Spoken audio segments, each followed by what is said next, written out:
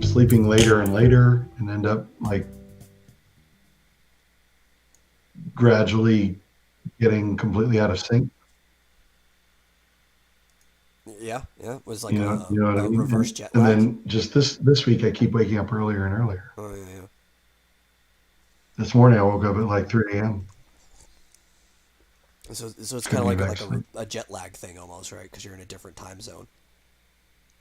I guess, but it just keeps getting earlier. Like Yeah, 2 days ago, I woke up at 7. Yesterday, I woke up at 5. So this morning, I woke up at 3. mm. It's like 2 hours earlier every day. Yeah, that's funny. I don't Problem is, know. if we go until 9, I'd have to go to bed right away so that I can wake up at 1 a.m. You're gonna keep doing that, yeah. Right? I don't know, man. I know I went to bed pretty much immediately after Dillard's stream was over. I fell asleep Yeah, we had about an hour. 15 minutes after the call. They're like, okay, guys, it's nice hanging out. I can't do a hangout tonight, though.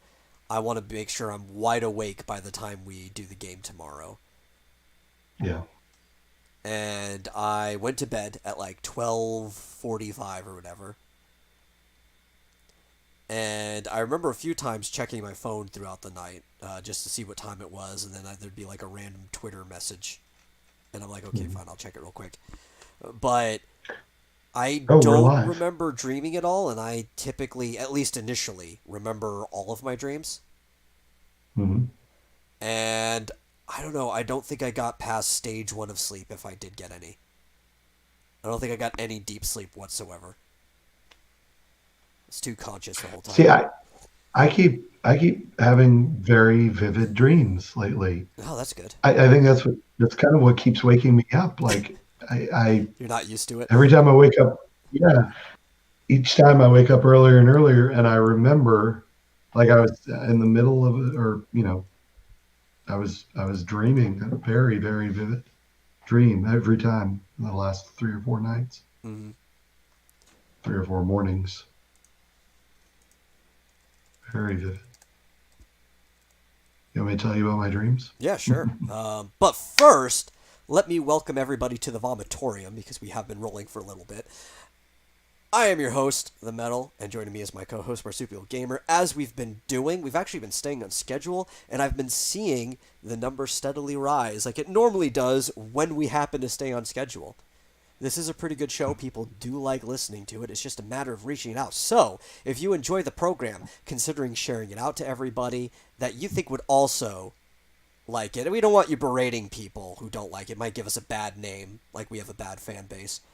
And also, possibly consider donating $1. You know, either monthly or one time. You could tip me over on PayPal. All the links are below. This show is mostly sponsored by you. Anyway, yeah. So, what were your dreams? I don't remember. You No. Um, said they were vivid. You should I remember dreamed. something. Yeah, well, it's funny when you dream, your long-term memory retention is turned off, right? So you can often remember it very vividly right when you wake up, and sometimes even like up to an hour afterwards, but then it gradually fades and you really don't remember it very Yeah, well, unless you like typically. actively practice remembering dreams. Yeah, or like write it down Yeah, yeah. or tell someone about it or something like that. Um, so the one dream that I remember in the last few days, I was at the grocery store and it was like it was kind of like a super Target kind of place where it was groceries but also other things. Mm-hmm. And I don't know what kind of, it might have been a Publix or something, but like the ends, the two ends were all groceries, were all food. Middle, it was more like a Home Depot. Yeah, which is weird because normally it's one end or the other. You wouldn't do both Right. ends.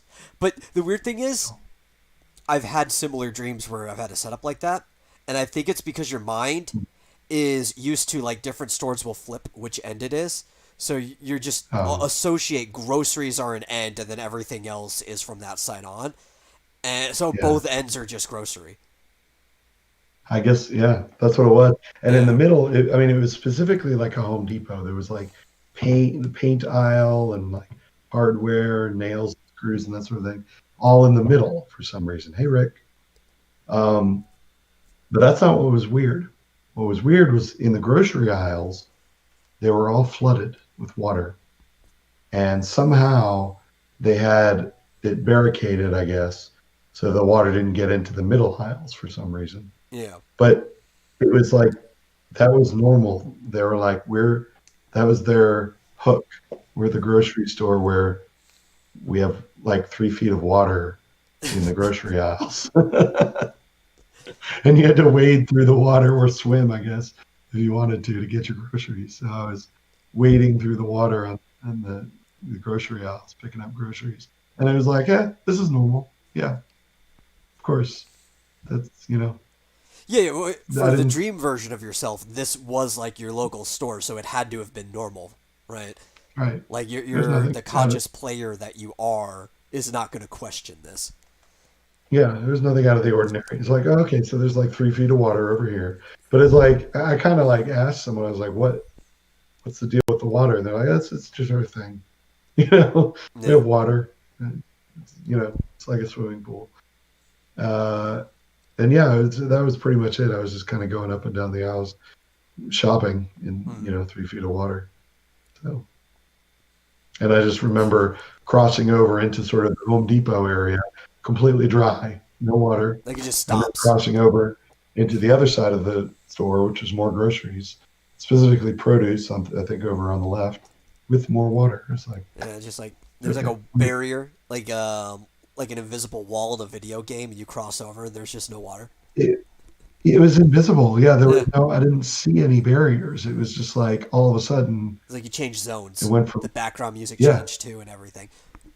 yeah, all of a sudden I'm wading through, like waist high water. Is really weird. That's I funny. think I think something else maybe specifically happened, but I can't remember. That was just all I remember. So anyway, Yeah. The thing is, I actually and like I'll know if I dreamed or not, which is why I'm pretty sure I didn't get any deep sleep last night. Because if I get any deep sleep at all, it's instantly dreams. I'm weird. We even did a sleep study once. I have more REM sleep than the average person. In fact, I kind of just like kick right into it. It goes from like stage one to REM. It's a really weird thing. But I also remember all of my dreams as if they were memories. So eventually the boring ones just fade away anyway, like any normal memory does. But the interesting ones I'll remember for like years and years later without struggling to remember it. And I think it's because my prefrontal cortex never shuts off, which is what happens during the other stages of sleep, and then it kind of sort of turns back on during REM because you are conscious during it. I think my prefrontal cortex just never shuts off, and that's why it goes into that. But I typically remember everything, and the funny thing is too, I question everything that happens in my dreams, but I'm pretty much always lucid, so at the same time I don't question it, right? So it's kind of like how you had that idea of like, oh, this is normal. yeah, I'm like that in all my dreams because I know that it's not normal. It's like I'm in dream, of course this stuff is happening. yeah, yeah. Yeah, Well, some fun I've stuff. had a lot of dreams lately. Just I guess maybe I'm getting more sleep Probably. than I usually do because I with my situation, I'm under a lot less stress, I Yeah, I was guess. about to say that's probably what's doing it. The So security of your location now is probably letting you yeah, get more I know restful where I'm sleep. going to be sleeping tonight. And you know where you're I going to be have a sleeping bed. tomorrow and the day after, and so on and That's so right. forth until you change your That's right. situation. Yeah. And this is crazy, but I know I'm going to have 3 meals a day, which Yeah. just didn't happen for a few months there in the summers. But yeah, I'm getting much more restful sleep, I guess. That's good. Having a lot of dreams. Yeah, Because, it's very what good is life without dreams? good. Oh, what good is sleep without dreams? I normally hate sleeping, but at least if I'm going to have, if I have to be unconscious for, up to eight Yeah. hours a day, at least I'd like to have some good memories about it. Yeah, that's the thing, right? Especially because mine are almost like day memories. I remember them the same. I actually look forward to sleep as like my favorite part of the day. It's like, oh, I get to have the most fun memories now. Yeah, Cool. and that's why, like, oh man, we had some fun today because we did just Hmm. do a tabletop gaming stream for the last couple Yeah. hours or so. But I'm actually still kind of disappointed that I didn't have any dreams last night. You know, Oh, it's like sorry. I could have had some fun, some fun I I thought you were can't going to talk achieve about, out here. yeah. I thought you were going to talk about like the fact that some people often have dreams of like what they did that day Mm. or what they've done recently. My dream, I don't. No, I My don't dreams either. are completely random. In fact, most of my dreams are me navigating superliminal spaces. You know, um, Hmm. or just doing weird things in general. I have I have very generally pretty mundane dreams, like you know, with people I know in places that are familiar. Nothing like super out of the ordinary, but then something weird happens, Yeah, yeah, like swimming through a Publix. You know? yeah. Nothing like maybe a place will be familiar, but nothing ordinary ever happens in my dreams. There's always something way out of left field going on there. But I think it's because that's become normal that if there wasn't something going way out of left field, then I'd be suspicious. Yeah, Yeah, yeah. Like I I, remember one I time I in had a an dream I enormous. ripped a car in half with my bare hands. That's cool. Yeah, that's just like normal I stuff don't there. I don't think I ever do anything extraordinary in my dreams, but I have an inordinate number of dreams that take place in my high school, which is weird because I haven't been to high school in 25 years, and Yeah, yeah. I No, haven't even I been that back still to any happens of to those me buildings in 25 years. as well. You know, and it's been closer for me, but still a decade later. That's a long time to still Yeah, be dreaming about something. yeah. I still to this day, and it's not always like. I mean, sometimes it's like, well, usually if I'm about to take a test and I haven't been to the class all year, which is a common theme, Yeah. or I have no idea what the test is about. That's always taking place in college. I think that's where I usually have sort of Mm. anxiety dreams. But when I'm dreaming about my high school, it's like so mundane. It's like going to my old locker. Some maybe I forgot the combination. Maybe I'm just going up the stairs, exploring. No, I Nothing have the interesting weirdest happens. It's recurring one, just and it's recurring, but it's also changing at the same time. And I have this one where, and I think it's because this happened to me my senior year in high school, where I showed up like a week late to school because of hmm, circumstances. So I got my schedule late and everything like that. And I'll have this recurring dream that I'm showing up to high school like a week or two late. So everybody else is already used to their schedule. I'm getting used to mine. I also lose the schedule, so I'm having to like figure out where I'm going by memory. yeah. And it'll be like in real time. Like I'll spend a whole school day in this dream, even if which I mean, it's physically possible if I was dreaming the whole 8 hours of sleep, but I doubt that's the case. But I'll spend like the whole school day in the dream, and the weird part is why I keep saying it's changing. I'm the age I am now, but in high school, and there'll be like some reason, like I was Hmm. undercover or some bullshit like that, but a lot of times it'll be like I'm not aware yet, and then once I become aware that it's a dream, I'm like, why the fuck am I in high school? And then I'll just like try to leave, but then like the school security will try to stop me from leaving too, and then things become hyperbolic there. But it's Hmm. like, why I graduated from school like a decade ago. Why the fuck am I here? See, I guess in high school, I guess I just never. I kind of breezed through high school. It was so easy, I Mm, guess, for me, and everything was kind of done for you. It felt yeah. like the schedule was kind of set for you, and it was just very regimented. So whenever I have the sort of anxiety dreams where like I've because I've had that where I don't know what my schedule is. I don't know what classes I'm supposed to go to. Uh, or I realize halfway through the semester, oh my God, I was supposed to be going to this class every week and I haven't been going. It's always at college. Yeah, yeah. It's always Well, because the you pressure was know, on your own hands to get things done. Yeah.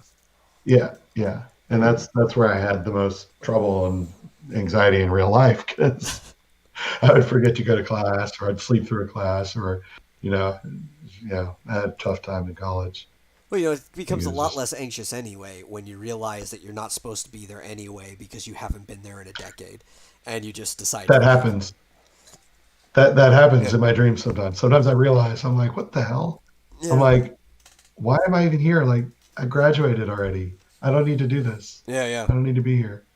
I do realize that sometimes. Not always, but sometimes in my dreams. My brain will try to fight me because even though I'm mostly lucid in every single dream, Mhm. it'll still try to give me like good reasons to be there. Like Mhm. if I'm going to high school, sometimes I won't be my age. Sometimes I'll be like 19 or 20. Like it was, they're like, oh no, by going to the high school, we'll give you bonus credits that count towards college. So you're really just going to extended high school, like some weird bullshit that Yeah. doesn't actually exist in real life.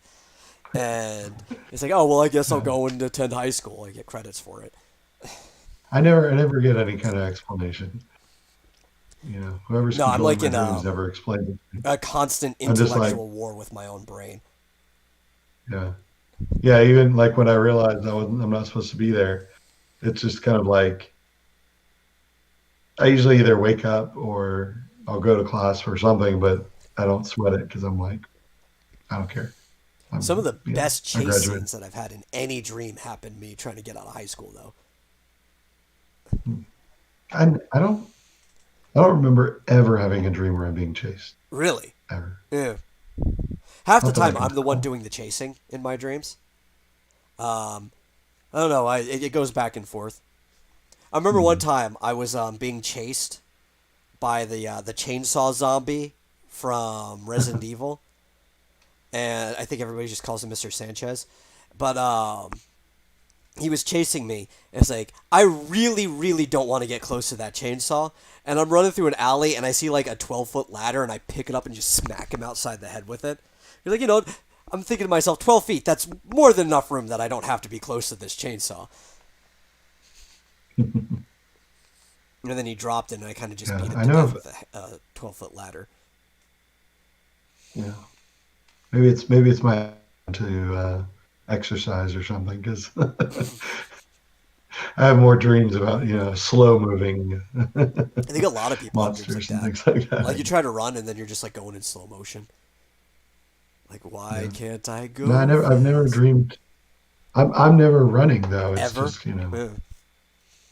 not. I mean, I'm sure it must have happened, but I run a lot in my not that I dreams. can.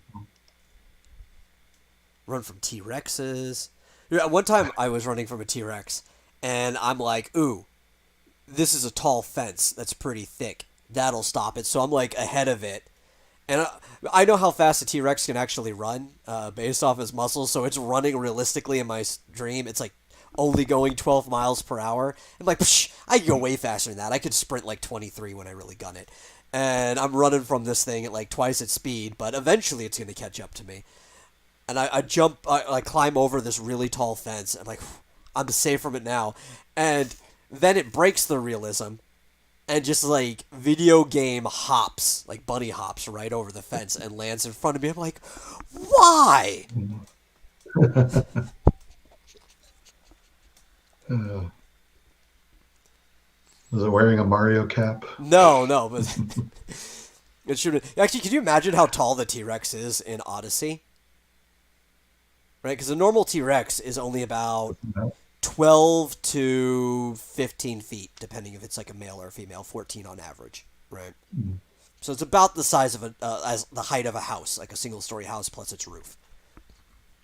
Yeah. But Mario is about 5'1", if you go with the small Okay. estimates. One of, and it would probably because they accidentally typed a zero that's not supposed to be. One of the older Nintendo ones put Mario at like 5'10". Hmm.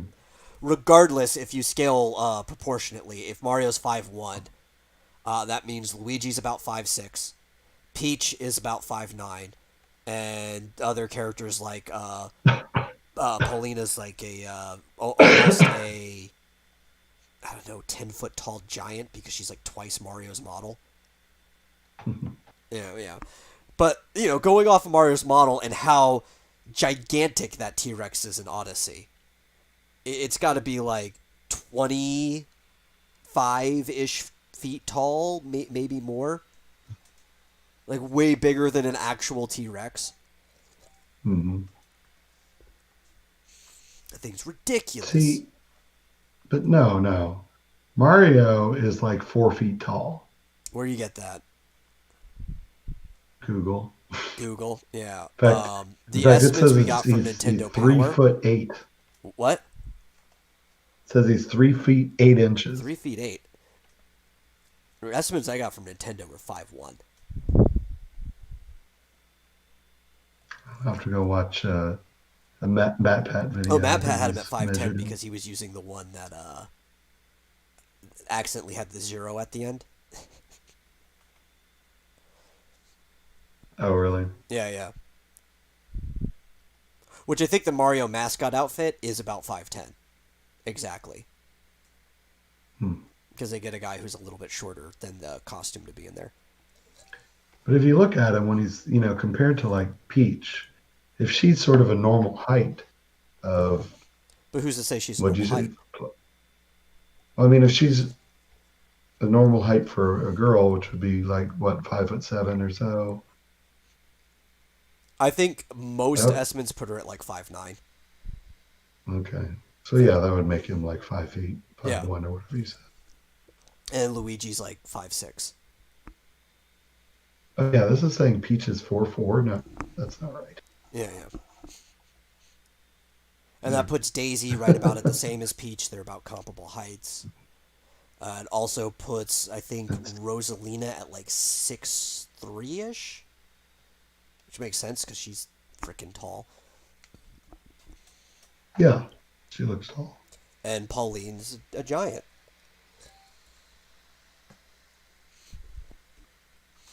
Yeah, well, Literally. that's actually what I was thinking about was compared to Pauline. If she's normal height, then Mario's pretty damn short. But I don't think she's normal height. And which I don't really usually like game theory and map pat stuff like that. But here's the thing where I Mm. actually agree. He gets most of his theories off Reddit anyway, so it's not like they're his theories. Um, what's it called? New Donk City. I don't think anybody is normal height in New Donk City. Everyone's huge, Yeah, yeah, they're all giants. absolutely huge. They're all around like 10 foot tall. But that makes sense too. If it's in the same land or sphere of zone where Donkey Kong's from, and you see how tall Donkey Kong is. Yeah. Hmm. Anyway, Yeah, yeah. yes, it is a giant T-Rex. Is the point? Yeah, that was what I was trying to get to. It's like that thing is ridiculously big. Might even be upwards close to like 30 feet tall. It would literally just like ram any real T Rex off the side of the road like a Hummer hitting a kid on a bike. Yeah, Which to be that tall, it would have to be pretty damn. yeah, and Yeah. also luckily it's a video game character from the Mushroom Kingdom because if a dinosaur actually was that big, it wouldn't be able to move fast at all without destroying its own bones and muscles. Yeah. That's why we know the T So, Rex couldn't have moved that fast because it would literally mhm. break itself if it was going more than like 12 miles per hour. Yeah.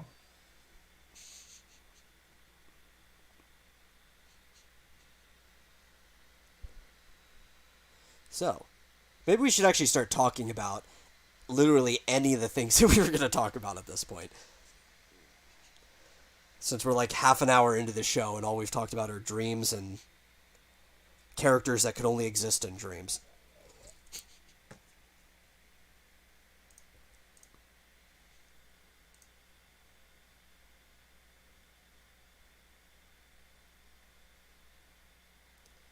Are you there? You look frozen.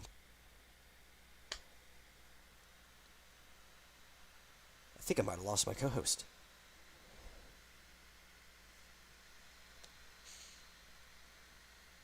Hmm. Okay. Well, while we wait for something to happen, um, we were. Oh, Mass Effect is today is N7 day, which I guess is the Mass Effect day because N7 was the coding for the team and the ship. And they just announced the Bioware they do Mass Effect. Yeah, they just announced that they are remastering the trilogy. I think are they remastering or is it just a port? I think it's a full remastering. They call it the Legendary Edition, and it's coming to the new consoles in 2021.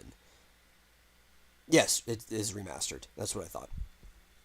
Remastered edition coming to consoles in 2021, and it will have all three of the original trilogy together, so you could take your save file and move it all the way across on the same system. That finally registered. We lost Marsupial. I hope it's not because his power went out again, like it did that one time, or maybe it's just his internet. Oh, there you are. Hello.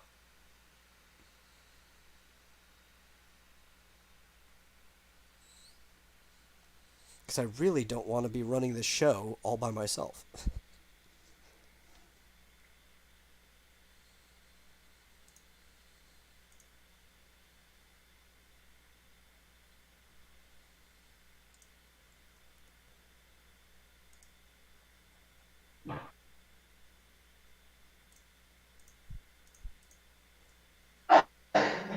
Hello, Marsupial, are you there?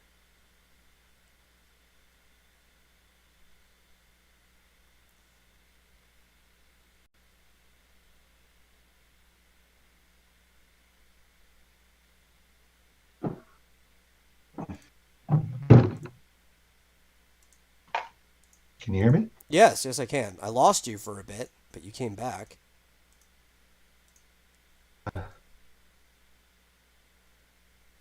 My internet just completely went out. Oh, okay. Well, I was just hoping you didn't lose total internet access again, like that last time when your power went out. Yeah, yeah. No, I did, but just for a minute. Mm. Yeah, yeah. So I was saying, like, let's talk about one of the things we actually planned on talking about, Yeah, and let me switch. instead of dreams and characters that can only exist in dreams. But then you froze up on me. You were standing there in like a goofy position for like a whole 30 seconds or so. Yeah. Sorry about Yeah. that. And so I started. We're talking about the Mass Effect, right? The trilogy is coming out Yeah. remastered, all in one collection on the new system, so you can just take it One from. second. Mhm.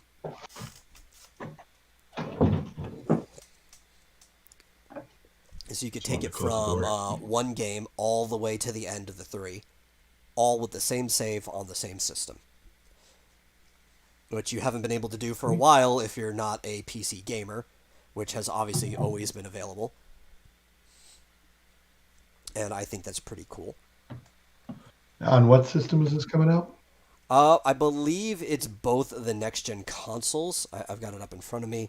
I don't think it's coming. It might be coming to Switch. I don't know. Let me see. It just says right now for consoles and PC. So obviously the remastered ones are going to be on PC as well. Hmm. Scrolling down to see if it's going to be on Switch. If I were to guess which one it wouldn't be on, it would probably be the Switch. Hmm. And yeah, yeah, Xbox One, PS4, PC, Xbox Series X, and PS5. So Nintendo's the only one it's not going to be on. But for those It will come interested to that Switch in don't a few. want either of those, it will be on PC again. Cool. Yeah, yeah, yeah. I never played any of those. Oh, they're great. They're great. I like three's ending is a little disappointing, but that was well, I didn't think it was disappointing. I thought it actually fit the themes of the series, but a lot of people found it disappointing. And because of that, they came out with a DLC that actually had three different alternate endings. that none of them can be canon if you actually go off of what happened in Mass Effect Andromeda. But who cares about Andromeda? That was a shitty game that should have never came out. Um, Well, I was going to ask, is this going to include Andromeda or not? I know it says trilogy. Oh, okay. It's gonna be Mass Effect 1, 2, and 3. So what are all these? Why are there like four different Mass Effect threes? Leviathan, Omega Citadel. Is that DLC? Yeah, there's DLC for it, Okay. and this is gonna Mass have Effect all of it. Infiltrator. Mass Effect 1 is still probably one of my favorite Western RPGs. It's a really, really good game. And also, unlike 2, which I would say is spoilers, but how old is Mass Effect now? Unlike 2, there is no way you can save everybody. There is a decision you have to make where somebody on your team has to die, and it matters to the story. Hmm. And I like that. I like that they actually put a I wouldn't say a no-win situation, but a an ultimatum where you have to pick one of these two situations to be the way the story goes forward. Hmm. The only thing I don't like about the series is that how indefinitely shallow the character of Shepard is, because Shepard is Mm-hmm. basically just the self-insert for the game. And you can make decisions, but to be able to endlessly allow you to make decisions throughout the entire games, Shepard as a character basically has to remain a blank slate, no matter what decisions you pick before that. The world changes a little bit, but you never get to. I don't blame it so much. It's one of the first games to do that, effectively Mm-hmm. anyway. And I blame games that continue to not do it effectively more because they've had previous games to learn off of. But Right. Shepard's not a good character. Good game, but you're not really playing a good character because of the indefinite blank slate that you are. The side characters, though, are great and memorable, and I love a lot of them. And it's basically a good way of. You ever play the Mana franchise? No. Oh, okay. Well, I was going to use that as an example of what the controls are like in this game. But it's basically like a third person shooter, but the world kind of stops when you go to use your character's abilities. And you've got Mm-hmm. two party members with you at any given point in time when you're on a mission that are also shooting and stuff. And you can tell them to use their abilities, and the world just freezes temporarily. You send out a command, the ability gets done, and the world goes back into active fire. Full Cool. RPG elements, so you level up. You also get different equipment and stuff that affect your stats. You get different abilities. Really fun game. Really expansive world. Horrible driving mechanics, but you kind of expect that. It's almost like Halo Warthog bad driving mechanics from Halo 1. Mm-hmm. And it's very important because you have to do like landing expeditions where you take the rover, what do they call it, the Mako. You take the Mako down onto a planet, and you actually have to figure out where you're going. Or sometimes you need minerals or something, so you have to go down and do an expedition on a planet that you're not going to explore a dungeon. But it's Mm-hmm. got like a lot of the fun, I would even say almost dungeon crawling aspects that a lot of RPGs have, just in a futuristic sci-fi setting All right. where you're jumping across a galaxy. It's really, really fun. Hmm. Sounds cool. Yeah. I do recommend it to people. I don't recommend they continue to Andromeda afterwards, though. Notoriously bad game. What's bad about Andromeda? Everything, like genuinely, it's got some of like the good mechanics from the game, but you could. It wasn't made by the same team. It was like their B or even C team for BioWare. It's like BioWare Montreal or something like that. Hmm. And I can only imagine they ripped the code from the previous games when making this and kind of threw it together like throwing spaghetti at the wall, because you'll have characters just like fling off for no reason, or you'll have like arms jittering around, a character with a jetpack being stuck upside down, clipping on something. Like it's really bad at times. The models look horrible. Characters have really wonky facial expressions and stuff like that. And that's just Hmm. like the gameplay and functionality of the game.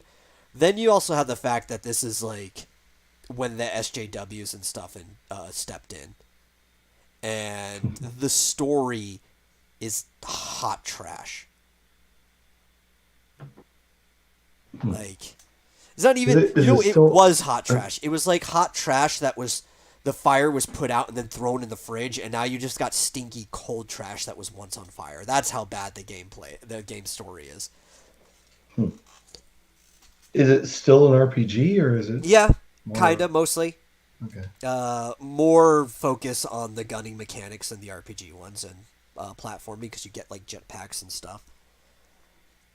Yeah. It looks like kind of a. I was just watching a little video, like a third-person shooter kind of a thing. Yeah, which the original was too, but it was heavily focused on the RPG mechanics, Hmm. Okay. and it was cool. Like I don't know why they went back on it. I guess because people were complaining. I don't know. But it didn't have an ammo system in the first one. And it had like one of the best in world reasons for not having an ammo system. And it was because it used like plasma guns. And the gun did have ammo, but it's like before you went onto a mission, you would put like this brick of metal into the gun.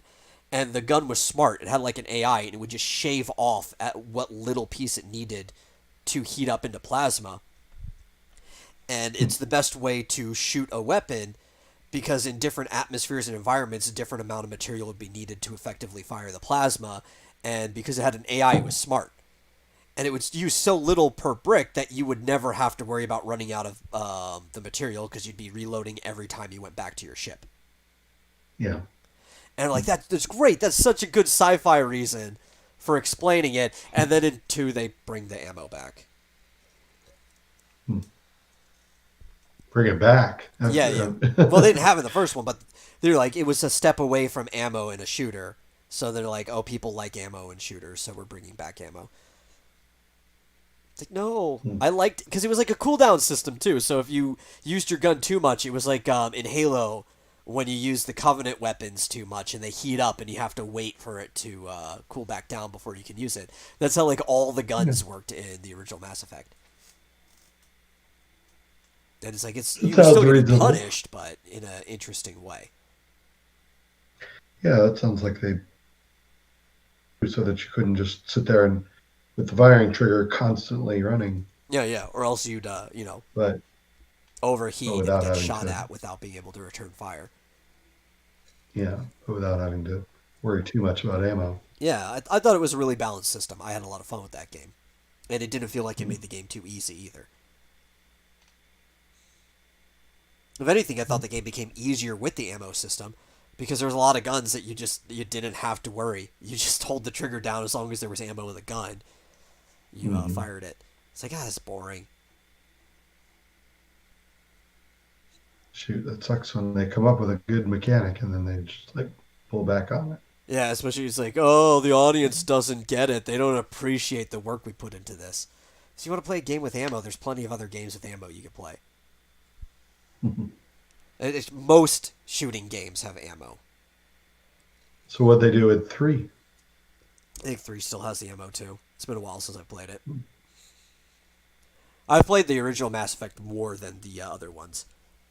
I like 2. Hmm. I also like 3, but I like 2 more. But the original Mass Effect is one of my. It's probably. It's close to that and Borderlands 2 for being my favorite Western RPGs. Hmm. Yeah, it's kind of a toss up between those two. It's funny, they're both shooting related ones.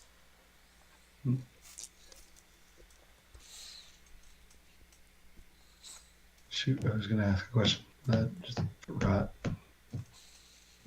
It'll come to me. So are are either the Xbox Series or PlayStation 5 out yet? No, no, no, no, no. Just the pre orders for it, Okay. which for the most Okay. part are already sold out. Are they both coming out before Christmas? I think they're supposed to be coming out for Christmas. I think one of them might at least be coming out for Black Friday, which I would think if one does, both would be. Yeah. Let me see if I can pull that up real quick. Uh, November 12 for PS5. Mm, And Xbox is November 10. So they're both coming really soon. Like within this upcoming week. that's Tuesday and Thursday. Yeah. For Are you the going to get early one of Black them? Friday because Black Friday keeps getting longer and longer every year. Why, I don't know. Black weekend. That should just be Black Month, which I think Well, the eventually, month of Black darkness is Friday what we is going to should be call it. longer than Black History Month. Yeah, yeah. We actually might as well just combine them and move Black History Month down to November. Yeah. You know, then Black Mhm. Friday to be Black Month will make sense, and then they can be thankful that they have the whole month because Thanksgiving falls in it too. You would just wrap it all up in one nice package. Why don't they ask us when they make these decisions? Yeah, yeah. Plus, it would Yeah. be better, right? Because then they get what 2 more days to the month. Why give you the shortest month? You know, we're actually trying to give you an upgrade here, okay? That's what I'm saying. Eventually Black Friday will be an entire month, and it'll be longer than February. Yeah. Well, we'll do it. We'll make it happen. This will be You know what's one of my campaign goals when I run in 2036. Or is it 2026? I don't know, whenever I'm old enough. No, no, I'll you be know what's old out enough in today? 2026, so it's 2028 when I get to run. Yeah, yeah. So when I run in I was gonna say, 2028, well, this will be one of my campaign promises. you're not old enough to run for president. No. It's an age. I am. Well, why don't I you? should have run this. I should have run this time. I could probably cheat a lot better. I could actually hide my tracks and make it not so obvious. But anyway, I was gonna say, you know what system's out already is Nintendo Switch. Yeah, yeah, well, it's been out for a while. And it's been doing really Yeah. good. Still selling really good, despite the fact that there's new consoles coming out. Hmm. Well, I've been hearing, like, apparently these rumors of a pro version or upgraded version of some sort have become quite deafening. Like, I see people who usually don't respond or don't talk about rumors or barely talk about rumors when there's rumors have started to say, yeah, it looks like there's going to be something coming very soon. Yeah. All I care about is hopefully it'll make the non-pro ones cheaper. Yeah. Because I personally really don't give a shit about the pro ones. But if it means I can get a normal one cheaper, then, more the merrier to the people who actually want it. Yeah. Of course, I just got my new Switch, so Yeah. I'm sure the pro version will be coming next week. Yeah, yeah, just because you got it. Ah, just in time for Black Friday. That's right. They're going to announce it and be like, and it's available today. Yeah. Except for people who just bought a Switch. You're Uh, screwed. yeah. Not because you can't buy it. We're just assuming you don't have the money since you just bought a Switch. That's right. No, no, you're not allowed. Yeah. If you just bought a Switch, you can't buy a new one. So I'm going to be playing Animal Crossing very soon Oh yeah, yeah. because I got it for my birthday back in May. I've not played it. You know what? I've got some extra money. Mhm. When I go load it all up on my card later on, which I'll probably end up doing tomorrow, I'll go and renew my Nintendo network. And so if you need somebody to play with, they'll actually Mhm. have someone. Cool. Yeah, I did that. Unfortunately, I don't know how long they keep. I don't know when my subscription ran out Yeah. because I got it for a year, but I don't know when it ran out. And whenever it was, apparently all my online cloud saves were gone. Yeah, I don't know how much leeway they give you for it. I don't care Yeah, if because mine I are just gone, renewed. to be honest. I renewed yesterday, and I was like, oh, let's see if, and if any of my cloud saves are still there. Nope, they're gone. Yeah, because I think. I don't. It may have run out 6 months ago, for all I know. So, Yeah, yeah, yeah. oh well. The only one I care about the saves for, the save is currently on the system I primarily use, and that was my 100% clearing of Bloodstained. Ooh, Yeah, I nice. was playing Octopath, but I lost my original save data prior to having Nintendo Network, so obviously there would be Hmm. no cloud save for it. And I was like 10 levels in to the game. It's like, eh. If I lose that, that's nothing. I didn't spend any time redoing it again. My original Hmm. one I played for 120 hours, so I'm kind of sad that that died before I had a Nintendo Network account. Yeah, I'm kind of sad that I lost my Breath of the Wild save because that's the one I put the most time into. I think far and away. And I was, in normal mode, I had done I guess, there was nothing more to do. Yeah, So I might as well, it's not a big deal, I guess, but I had like everything. I had like even every amiibo outfit upgraded to the the max. Golden I mean, Turd. I spent hours standing there on top of dual peaks watching this star fragment, whatever they're called, hours, like just sitting there. Just to Like upgrade I everything. think I must have been like watching something else and just had it on. And whenever star fragment would drop down, I'd run and get it, go back to dual peaks, wait for the next one. Yeah, it's a really good place to farm it, especially because you just glide Yeah, down and then teleport yeah, back up. It's pretty easy. Yeah. yeah, yeah. I mean, well, you could actually mark it if you could see where it landed. Yeah. You can mark it and usually teleport to a shrine that's fairly close to it. Yeah, this is what Genshin needs Anyway, is actual waypoint markers instead of just stamps on the map, so I can see where I'm going in the distance. yeah. They need to come out with that for Switch. Is that out Yeah, for Switch? I don't think it's on Switch now, and I can Hmm. understand why. Even though it looks like all the assets are original, it is a blatant Breath of the Wild ripoff in many ways, and it's Oh, also Chinese. And Nintendo and China are not getting along right now, for the most part, yeah, for probably good reasons. I mean, it's China. I'm not gonna yeah. argue against anybody's decision not to deal with China. Hmm. Yeah, whatever. Yeah, yeah, Anyway, I'd be more likely to play it. yeah, yeah. I got it, but I just have not. I can't bring myself to play it. I don't know why. Oh man, you need to. You need to get to 16. I do. I think I'm at like two. The game becomes a lot more fun once you hit 16 and you can run around and do shit with other people. I guess so. I played Bloodstained. I got that Oh on yeah, on Bloodstained Steam. is so fun. That's like that. It's not Yeah. something you really have to unlock. You could dodge backwards from the very beginning. It actually makes combat pretty Mm. intuitive. Which Bloodstained or In Bloodstained, Genshin? there's Okay. a dodge function. Yeah, That's nice. yeah. Well, Oh yeah. We were it's going to talk Ricky. about which I guess is a good segue of companies being skeptical of things.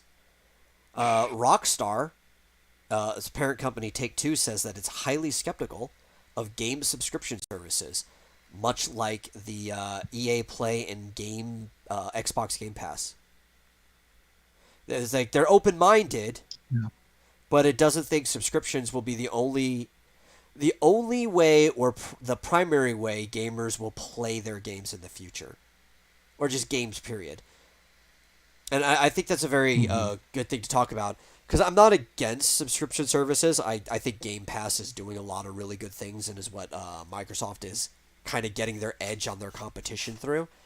But at the same Yeah. time, as we were talking beforehand, I can't imagine how much money that these companies are getting off of it unless they get a really nice deal from Microsoft themselves for the initial sign on. Yeah. So I don't have any of these except for the Apple one. Mm. I have the one on iOS. Um, do you get to keep the game? No, no, it's Like it's you kinda, sort of. It's it. I guess it's kind of like the way PSN's been doing it for a while with the PS Plus, where if you have PS Plus and you grab a game, you could download it and it's on your system, but it stays on your system only as long as you have PS Plus. Or like the okay, but data's you do there, get but to the keep it. license file gets taken away if your Mm, subscription expires. yeah. I don't know. Yeah. That's weird.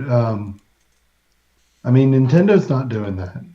No, they're well, They're they are sort of, but it's only completely a for the bonus to online. something you're doing anyway. If you have the Nintendo Network subscription, the Switch Online, it comes Mhm. with the retro game libraries, like the Sure. NES and the Super NES. Mhm. And So that's fine, yeah, yeah, it is but fine. you I can't don't get. complain about them doing this. It because it's not like you're getting new games this way. This is strictly a bonus Yeah. service for signing up for their service in the first place. Unless Game Pass completely replaces Xbox Live, I don't see this as being worth it. Mhm. Because right now it seems like you're still going to have to be paying for Xbox Live anyway. But Game Pass gives you new games, Yes, right? it's new stuff. Some older Yeah. stuff too. It's just what's in the library, but they will be putting new games into it. Yeah. Yeah. I can't see how that's a good deal for game developers, I can't either. publishers. Unless, like, to put the game on there, Microsoft, knowing they're going to get back from the subscription, gives them a good deal for putting the game on. That's the only way I could see it happening. Which there Yeah, could but be I some mean, cases. It could work like Netflix pays studios to make some things, right? mhm. So I could imagine, what if to make the leap is, hey, we'll basically just pay off the cost of the game, right? If you Yeah. are, I don't know, what, $60 million in the hole. Let's say you're not a AAA, maybe just a double A company, right? You're $60 million in the hole for this game. Microsoft is a big company. They might think they're going to make way more back on that than your game, and you're Mhm. still going to sell it physically. Otherwise, what if they're like, "We'll give you the cost, the hole that you fell into the game. We're going to give it to you." Then I could see it being worth it. Like that. That's your sign in, your sign on bonus. But you don't just want cost. You want to Well, make a because as I profit. said, they're still going to sell it physically on top of that too. Yeah. So But not on anything that after system. that is just minus distribution bonus. That's profit. Yeah. You know. But not on that system. I mean, you won't. I mean, I guess you maybe some people that would buy it without having the Game Pass. Oh, well, I know way more than enough people who are so paranoid about having to own their stuff that they're never gonna go through Game Pass or anything like that. Yeah. Yeah. Yeah, I don't. I really don't know what the economics of it are. I mean, we were talking about comparing it to music, and yeah, I mean, the It's really cost of not it all comparable came. because of how much goes into making a Yeah, game compared to music. yeah. Yeah, It yeah. may be a good deal for smaller, Oh, yeah, definitely. smaller shops. Like what's that called? Is it Yacht Club that makes like Shovel Knight? Yeah, yeah, yeah. Mm. And yeah, I mean, smaller indie. Or It's like probably a what's his good name? deal for them. Concerned Ape, right? Yeah, If he wants to put yeah, Stardew Stardew on Valley. there, because everybody loves Stardew, that would definitely get a lot of people to Mhm. sign on. And for the smaller ones, you could probably get a much better sign on deal too than just cost of the game. Because your costs were probably Well, already a lot lower. Microsoft could afford to be mhm. like, hey, we'll give you this much for it. You know, I would imagine, do they not pay them based on the number of people that download the I game? see that. I don't know, and if that's the case, I couldn't imagine that would make it worth it because the cut for that would have to be so small. Yeah. Yeah. But they can't just, I mean, I don't know. Yeah. Like I could see them doing They that on just, top of a sign-on bonus, but they're gonna like the only way you're gonna get these bigger games on is if you have some type of sign-on bonus from Microsoft themselves. because not every game is available, right? I mean, the publisher has to agree to it, Of course, like don't they? Microsoft can't unless they own it. Like so, since they just bought Bethesda, the Bethesda library is instantly gonna be on it, right? Any Rare game will Yeah. be on it because they own But Rare. like, but if you want to be on Xbox, you can choose, can't you? You can say, no, we're not going to be part of Game Pass. Yeah, I would assume so Yep. You because have to physical buy this distribution will game still be a thing, and separately. regular digital distribution will still be a thing too. Yeah. I don't know. I never, I've not looked to Yeah, the I don't know the economics ins of and it, outs either. You know, I'm just but I can see imagining that. why.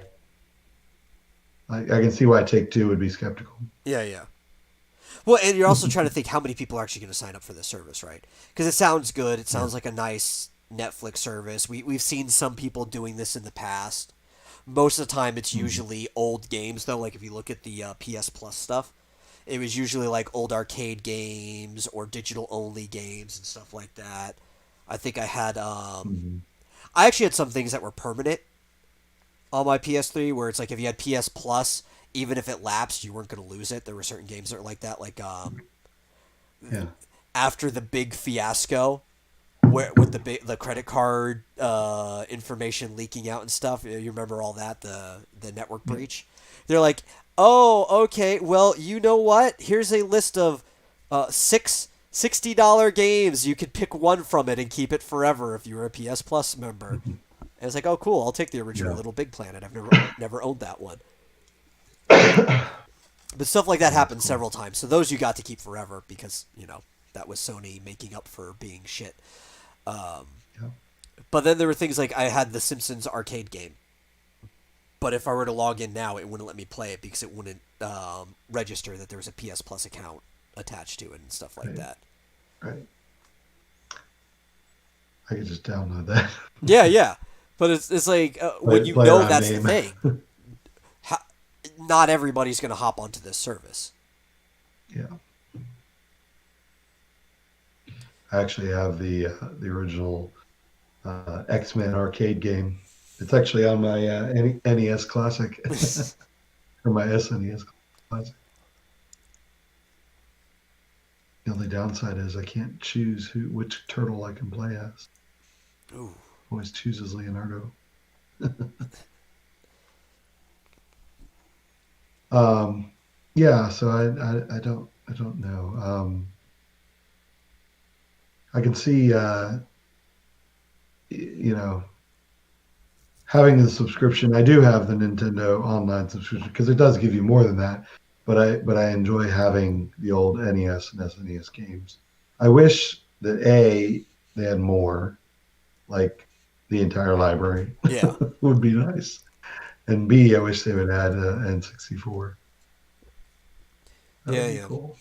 And one thing I like And about game. the Switch Online one though is that they have the remix versions where they have like Yeah. challenges and stuff like that added into it. Hmm. So obviously they're taking time to make things work. Plus, some of them have online play, right? So that you could do multiplayer with people if they also have it, Yeah. which is also that's a cool thing. I But I remember wish they would just. I mean, they're just ROMs running they on an basically yeah, emulator. basically yeah, Just just have a separate thing. Like have that, but then also have another channel or whatever where it's like, oh, and by the way, here's 300 NES games yeah, yeah. or SNES games. There's got to be. I mean, hundreds. Just the fact that some of them could be And played online though, I thought was great because you could do that with emulators. You can mhm. network them together and stuff. I was my mind blown when I picked up Super Mario Brothers 3 on the 3DS and it had download play because I was like, what? Nintendo actually did that? Yeah, I was playing with my that's brother, awesome. but the fact that if I had a Switch with the online right now, and my brother also had the Switch, and we could play Super Mario Brothers 3 across the well, technically across the street, but it could have been anywhere in the world. Yeah, That's just great. yeah. You want to play that later? Maybe. Well, I'm not going and loading up my card today. Yeah, Probably tomorrow, but yeah, we probably can. yeah. I noticed they have Super Mario All Stars on the SNES side now. Yeah. I don't think they had that when I last had a Switch. Ah, is that one mechanically different? That would probably be the better one to play too if we were playing three. Because I don't think I've ever played the All Star No, version. well, I mean, I can't say for sure, for certain, but I think they only upgraded the graphics. No, I think the jump timing and stuff like that, because Mhm. of the graphical update, is the same jumping height and timing for Super Mario World. So that the timing would be different Oh, doing things.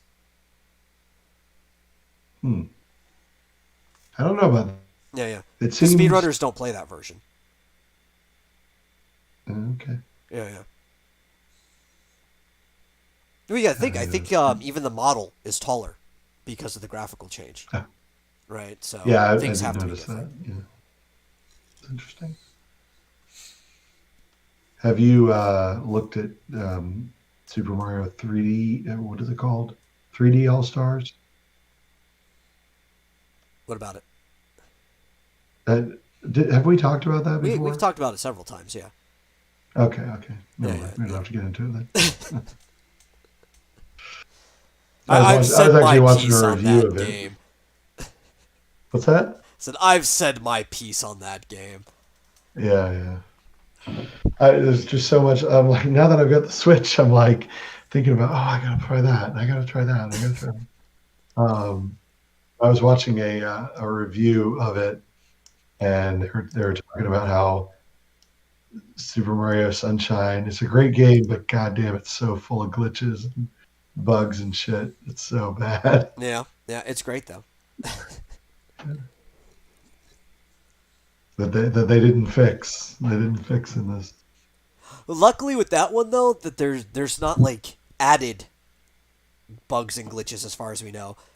Unlike Yeah. 64, which has more bugs and glitches than the original version. I actually watched my brother fall through the map in Thwomp's Fortress. Oh my god, Yeah, yeah, yeah. that's crazy.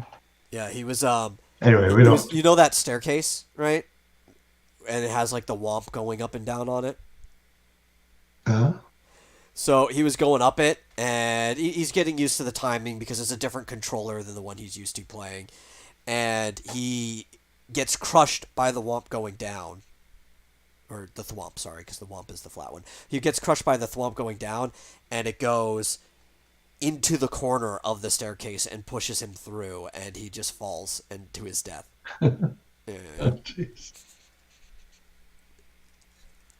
crazy. Yeah, those old 3D games. They had a lot of clipping, yeah, and they do still usually. Look at the the breaks and the clips and things that you can do in Breath of the Wild, yeah, yeah, where you can get out of the Shrine of Resurrection without triggering that initial cutscene. yeah, yeah. Which is great because it takes so long. Yeah, Just that yeah, speedrunners do panning that. of the environment and stuff. It's like, can I skip everything because all of it takes really Mhm. long? Yeah, I think that prevents certain things from being triggered, though. It seems to me. As long as I can still I don't trigger remember. the tower, that's all that matters. Yeah. Which I think just Oh, happens because you run up and talk to it. I think that's all that matters, you know, when you examine the thing. yeah. Speaking of Zelda, Yeah, yeah. I have finally played Age of Calamity. I still haven't. Mhm. I should Oh, you have should. on Sunday, but I spent that time working on stuff. Mm. You should try it. It's good. I don't want to spoil too much for you, but it's really cool. And I'll tell you, I gotta figure out it. I mean, it's gonna take some figuring out because Hyrule Warriors has some interesting mechanics, and I would guess in the Warriors series in general, as far as like the weapon system Yeah. and combining weapons, merging them, fusing them, whatever I call it, and basically upgrading your characters. Um, is all very is pretty straightforward in the original Hyrule Warriors, but there's a lot to it. You have to get a ton of materials if you want to, fully upgrade things. Yeah, yeah. Um, this, from what I've seen, is a lot simplified and yet more confusing. Yeah, I so and you can feel free to spoil stuff about this demo. I really don't care because Yeah, I've only played I the demo. watched I it can't basically. spoil everything. Well, I already watched it because I figured I wasn't going to play it anytime soon. Uh, Mhm. Especially now because I thought, oh, I'm going to have more time this week to work on other things. But you guys did not do half of what I expected you to do, mostly because Dillard wasn't here and I was counting on him kind of like berating you guys and getting you to do things around town. Which we'll go into that in a little bit, what I'm talking about. I'll go But get some accessories later. yeah, yeah, yeah. I was trying to convince you guys to do other things. I was trying to stall as much as possible. Um, Well, I knew we had a limited amount of time, and I wanted to just do one battle at least. well, see, I was I hoping just that wanted you to get guys through were that. just going to walk out into the field and do like a random encounter. That's what I Um, was hoping for when it came to battling. I had all the random encounters. Like I told you, I didn't even have the Great Imp set up because I didn't think the anybody was one, going to do any hunts or anything. yeah, the one thing we decided to do is like, oh, I don't even have the assets for Yeah, yeah, it's that. like, but it is basically a variant of a goblin, so it's like yeah, we could just use the one that I already have here. Um, the wolf, I actually that was the proper wolf for that. Um, but I was expecting you guys to just do a random encounter or something, or I wasn't expecting Tim's low rolls to be so low either. I was expecting him to actually properly be able to investigate and find the places he wanted to go to, uh, or so high. You know that how it works in a percentile system. gotta expect the unexpected, I Yeah, guess. yeah. I was like, oh no, they're just gonna wander around town, or maybe if he doesn't get it, he'll actually just wander around and ask more people in different districts. You guys didn't even go to two of the districts. There's more districts. I Yeah, didn't yeah. There even was five know. districts. There was Oh, the Noble jeez. Court, High Town, Low Town, Skyport, and Lakefront. There was five districts in the town. Oh, we barely even touched on Lakefront. I almost forgot about that. Yeah, yeah. And there was two districts you didn't even go to. Uh, Yeah. but again, we could get onto that and talk more about that experience. We're talking about Age of Calamity. I feel, from what I've seen, even though it's more confusing in some ways, the reason they simplified it so much is because even Hyrule Warriors is simplified compared to your average Warriors game. And Hmm. they're trying to appeal not even to just any crossover audience between Zelda and the Warrior series, but more so the specific audience for Breath of the Wild. Hmm. And they're like, these people probably didn't even play Hyrule Warriors. Like maybe half of the people that are going to play this game played Hyrule Warriors. Yeah. And then even half of the people who played Hyrule Warriors probably had played a Dynasty Warriors or other game in the franchise. So they're trying to like really nail in how can we make people who only understand that Zelda game understand this game. And Hmm. by doing so, they accidentally made some things more confusing than it needed to be. Yeah. Yeah. So to get to a little bit of specifics, like in the Hyrule Warriors games or game, I never actually played any of the Dynasty Warriors games before that. Yeah, But you get very specific set of, well, I'm trying to remember how it worked. You get slots, yeah, right? You get slots on all your weapons. If you don't have, you can have anywhere from 0 to like 6, I think was the maximum. slots on a given weapon. If you don't have any slots or you don't have anything filling the slots, because sometimes they're empty, you just got your basic weapon, and then you could fill the slot with effects like getting more hearts or getting more, Yeah, it's kind of like a rupees. materia system in Final Fantasy Mhm. VII in a way, or actually really like the Dynasty games. You could tell they were somewhat influenced by that. Dragalia Lost for the phone just recently switched its whole system around to be like that, where you equip a weapon has slots, and now you put the worm prints in the weapon to give it effects. So for Mhm. people who aren't familiar with the Warrior games, that's kind of how it works. Just to give an Okay. analogy. Yeah, but like the weapon effects were basically all they were. Well, I mean, there were some that affected your abilities and your strength in the battle. But the ones I always cared about were the ones that would give you more stuff, Yeah, like yeah, would give you more weapons or give you weapons with more slots or weapons with more stars, which would have more, you'll be more powerful, or give you more material. you would Those are the use the ones I usually grinding effects basically. say that again. You would use the grinding effects basically. Yeah, because I did a lot of grinding in that Yeah, game. And so, especially the material effect would be the one that I'd be looking for. But you can fuse them together so you can have a weapon that has up to six different effects on it. And then, so generally, the way I would, well, trying to remember, I guess they would also give you some, like I said, some abilities um, or strengths within the battle that you use the weapon. yeah. And then there's like a potion shop, which would give you additional effects. I'm just trying to remember what those were, but I guess it doesn't matter. So in this one,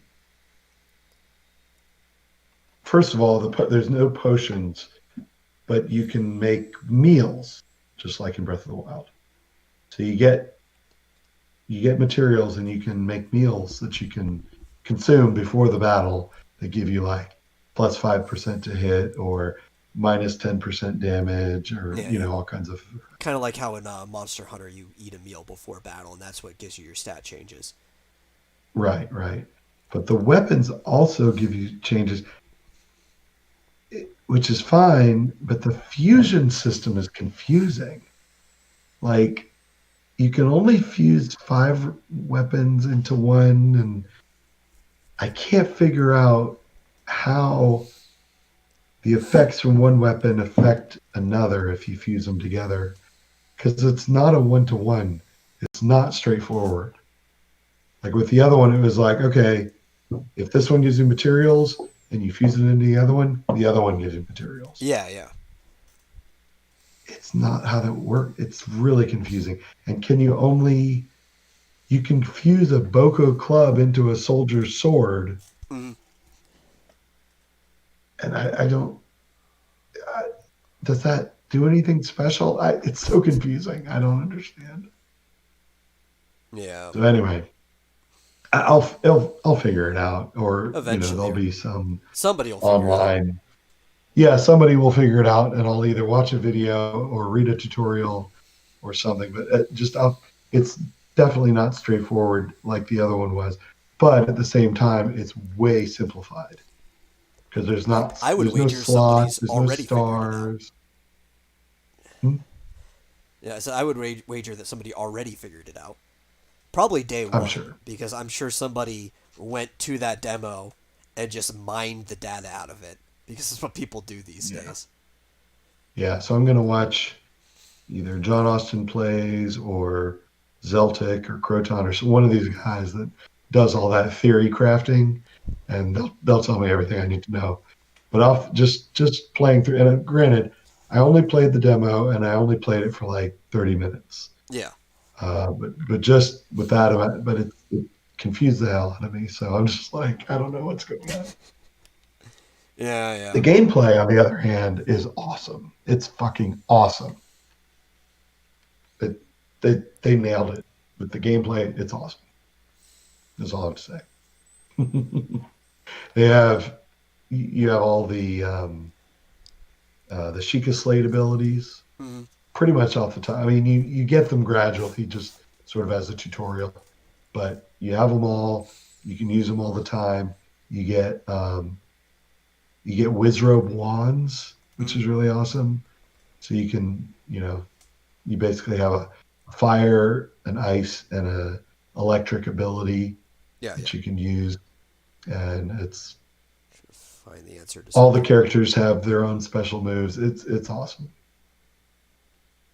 Yeah, I'm trying to remember because I'm probably when the game comes out, I'm gonna go grab my brother against his will, and we're probably going to record a let's play of that one, like we did with the with Breath of the Wild, which you could find over on my gaming channel, which is the Metal God Game or Gaming with the Metal if you want to type in the actual name of the channel. I'm trying to remember how long that was.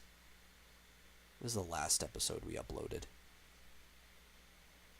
But they 53. added It some was really cool stuff 53 like episodes where the average episode was 20 minutes long.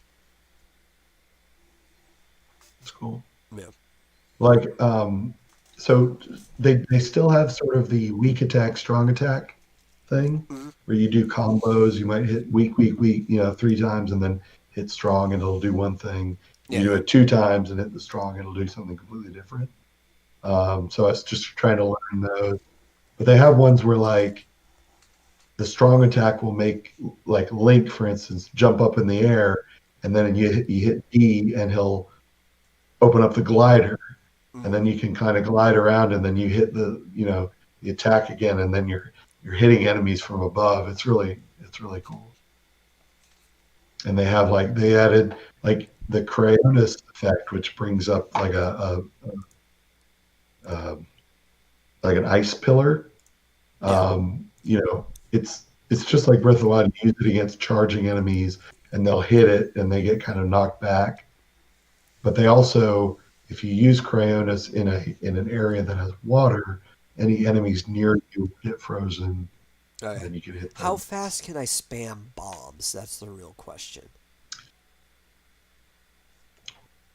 You can do so. You can do the remote bombs pretty quickly, but they changed it so that it's kind of a one time. It's not just one time, but it's how do I describe this?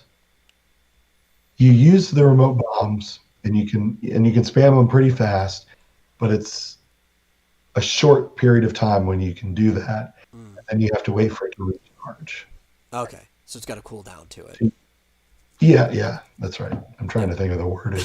So basically, all the Sheikah Slate items have like a brief effect, and then there's a cooldown where you can use the Sheikah Slate at all again. Okay. The cooldown's like 10 seconds, but yeah, so you can spam bombs for like 5 seconds, and then you have to wait 10 seconds So I before you could can do use it it as a again. pretty good like get off me. Yeah, Yeah. yeah. And the, I gotta go through the tutorial again because they kind of tell you what types of enemies each thing is best for.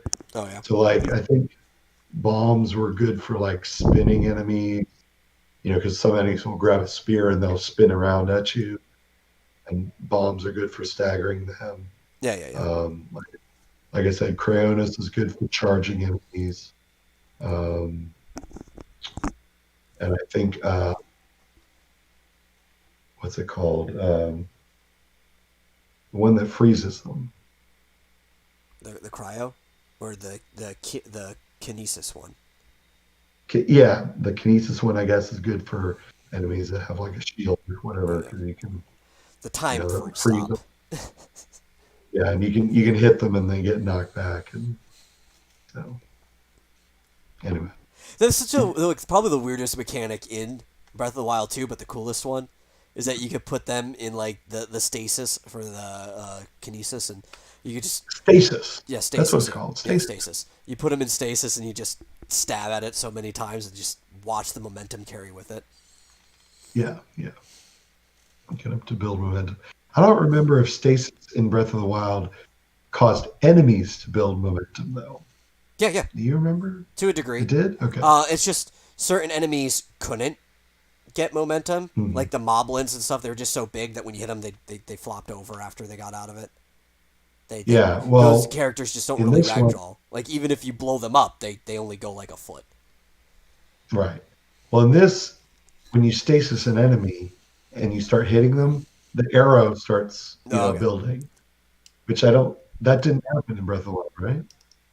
I don't think so because they weren't going to go Like, flying anyway. They were just going to ragdoll a little bit. Um, yeah, well, and also with the moblin, like you really couldn't build up momentum on them because the stasis was like a second. It didn't get the full thing. It was a shortened stasis. yeah, yeah. Yeah. In this one, the stasis lasts a few seconds, and you have time to like build up that arrow, and if you get it red, they'll just go flying up. It's pretty cool. So, I'll tell you one thing they improved infinitely Mm. is collecting material. Oh, You okay. no longer you no longer have to run around and touch everything. So like a little bag of something will, drop when you Yeah. defeat a big enemy or break a crate or something. You don't have to touch it. It sits there for a second and then it just goes flying into you. So that always bugged me is that you had to run around the map and find all the materials and touch it all to actually collect it. You don't have to do that anymore. So that's nice. Um, but yeah, the demo's cool. It kind of has a bit of a climax. You fight a guardian for the first time, and uh, and it's definitely more. And believe it or not, it's actually more powerful than it is in Breath of the Wild. I would hope You have so. to. It's Because honestly, the Guardians don't feel that powerful in Breath of the Wild once you figure out yeah. how you're supposed to fight them.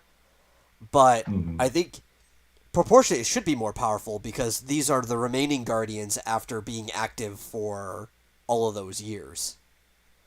So Right. even the ones running around, you think, well, they're probably diminished somewhat in power. They're really just ancient Mhm. machines that are being possessed by Ganon right now. Yeah. Well, in Hyrule Warriors, at least in the demo, the Guardian is like a boss. Yeah. It's like a boss fight, and it's like a multi-stage boss fight where you have to do different things to sort of defeat it. So it's And I'm pretty cool. assuming you don't have the Master Sword. Not yet. Yeah, because you're going to In be the on your way event. to get the Master Sword. Because those Guardians Yeah. become cake once you get the Master Sword, because you just go and chop at their legs, and then they blow up. Right. Right. Yeah, you can't do that in this. In fact, when you first start the stage with the Guardian, you basically can't do damage to it at all. Yeah. Like I tried to wail on it a bit, and it was like it's not taking any damage. So you have to figure out a way to get it to take damage. So it's kind of cool, which I won't ruin for Yeah, yeah. you. I remember, like, before getting the Master Sword, the only way I wanted to fight Guardians, like, okay, I got a lot of arrows. Let me get the first shot in this thing and get it right in the eye. Yeah, that works. Yeah, yeah. That works very well. And then just keep constantly hitting in the eye before it gets a chance to do anything. Yeah, until you figure out that a perfect parry with a freaking pot lid will kill it in 3 hits. Yeah, but you also lose your pot lid. Yeah. That's what. Well, that's also one of the reasons why I started getting the Hylian shield like right away. Cause like, oh, this thing could take like not infinite, but as far as I need, all the Guardian shots and just reflect it back at them. Yeah. Yeah, I have never, knock on wood, I've never broken the Hylian shield in Breath of the Wild. I've broken several Hylian shields in Breath of the Wild. But that's also Really? because I run straight up to Guardians and start flipping their lasers back into them, and that'll wear it out faster than anything else will. Well, only if you miss. No, even if you get the perfect, it's still wearing it out, just at a reduced rate. I don't think it is. I think a perfect parry will doesn't take any damage. I don't know. I've lost pot lids after a couple perfect parries. Oh, oh, okay. Yeah, yeah. So Well, I think I it's didn't just reduced I didn't damage. realize it. Yeah, yeah, yeah. But like doing perfect for anything, right? Is just reduced damage. Like you could fight Ganon with nothing but sticks if you only ever get the perfect reaction to it, because it'll take Yeah, forever for those sticks to break. yeah. Yeah, Now I know when you climb on a Lionel though, when you're riding it, yeah, it takes no damage. yeah, yeah. You can hit with whatever. no damage to it. Yeah, I think it's because it counts as being in an event sequence. I don't know how that affects the programming, but I think that's what happens. Yeah, yeah. You can do that without taking any damage. There's good news is weapons do not break, as far as I can tell, in Oh, that's good. I hate Tower breaking Warriors. weapons. No break because you only use one weapon. You choose your weapon before the battle. Yeah, yeah. It So would be like you choose your weapon before the battle, it breaks. You go and pick yeah, up another weapon. It's like, well, this one 'cause- clearly can't have any slots equipped. yeah. Yeah, that would be a bad system for that type of game. I wouldn't So I even mean, mind the breaking weapons in Breath of the Wild if they just weren't so fragile. yeah. But in this, you could tree branch. That Yeah, that is actually a weapon that you can get, and you can choose it at the beginning of the battle if you want, and it doesn't break.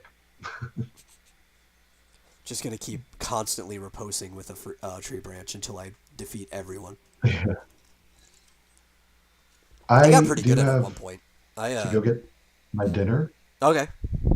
I'm gonna grab it and bring it back. Hmm. So if you just give me a minute, Yeah, yeah, yeah, yeah, sorry, yeah, yeah, yeah. I'll be right back. Yeah, I'll just regale them with stuff. Yeah, yeah. Yeah. I actually one time I killed a Lionel, not the big ones. It was like the basic blue Lionel, with a tree branch. It took fucking forever, and I had to do the perfect whatever, like the backflip thing. I guess it's still parrying. You're just not doing it with the shield, but I had to do the perfect backflip over and over again to get it with the flurry of blows. But I did it. I killed a Lionel with a tree branch. I don't even feel proud of it because it took so long that I kind of hated myself for doing it. I 10 out of 10 would not do again. Like I would give it a 10 out of 10. Yeah, yeah, yeah, because I did it, but would not do again. It was a pain in the ass.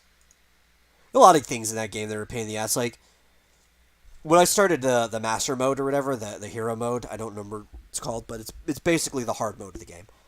Uh, I decided not to fight the white Lionel at all because I remembered fighting Lionels and how hard they were, and then I realized these other enemies are regenerating their health. So I definitely don't want to fight the one that's wandering around on the plateau if it can regenerate its health. That just seems like a really bad idea.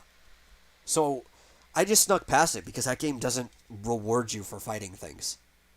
There's no real reward for combat unless you need to upgrade something and you need upgrade materials. That's it. I'm back. Yeah, yeah. That's one of the things I hated the most about Breath of the Wild. Aside from like grinding upgrade materials, it really Mhm. didn't reward you for combat. If anything, it punished you because of the weapon system and how it broke easily.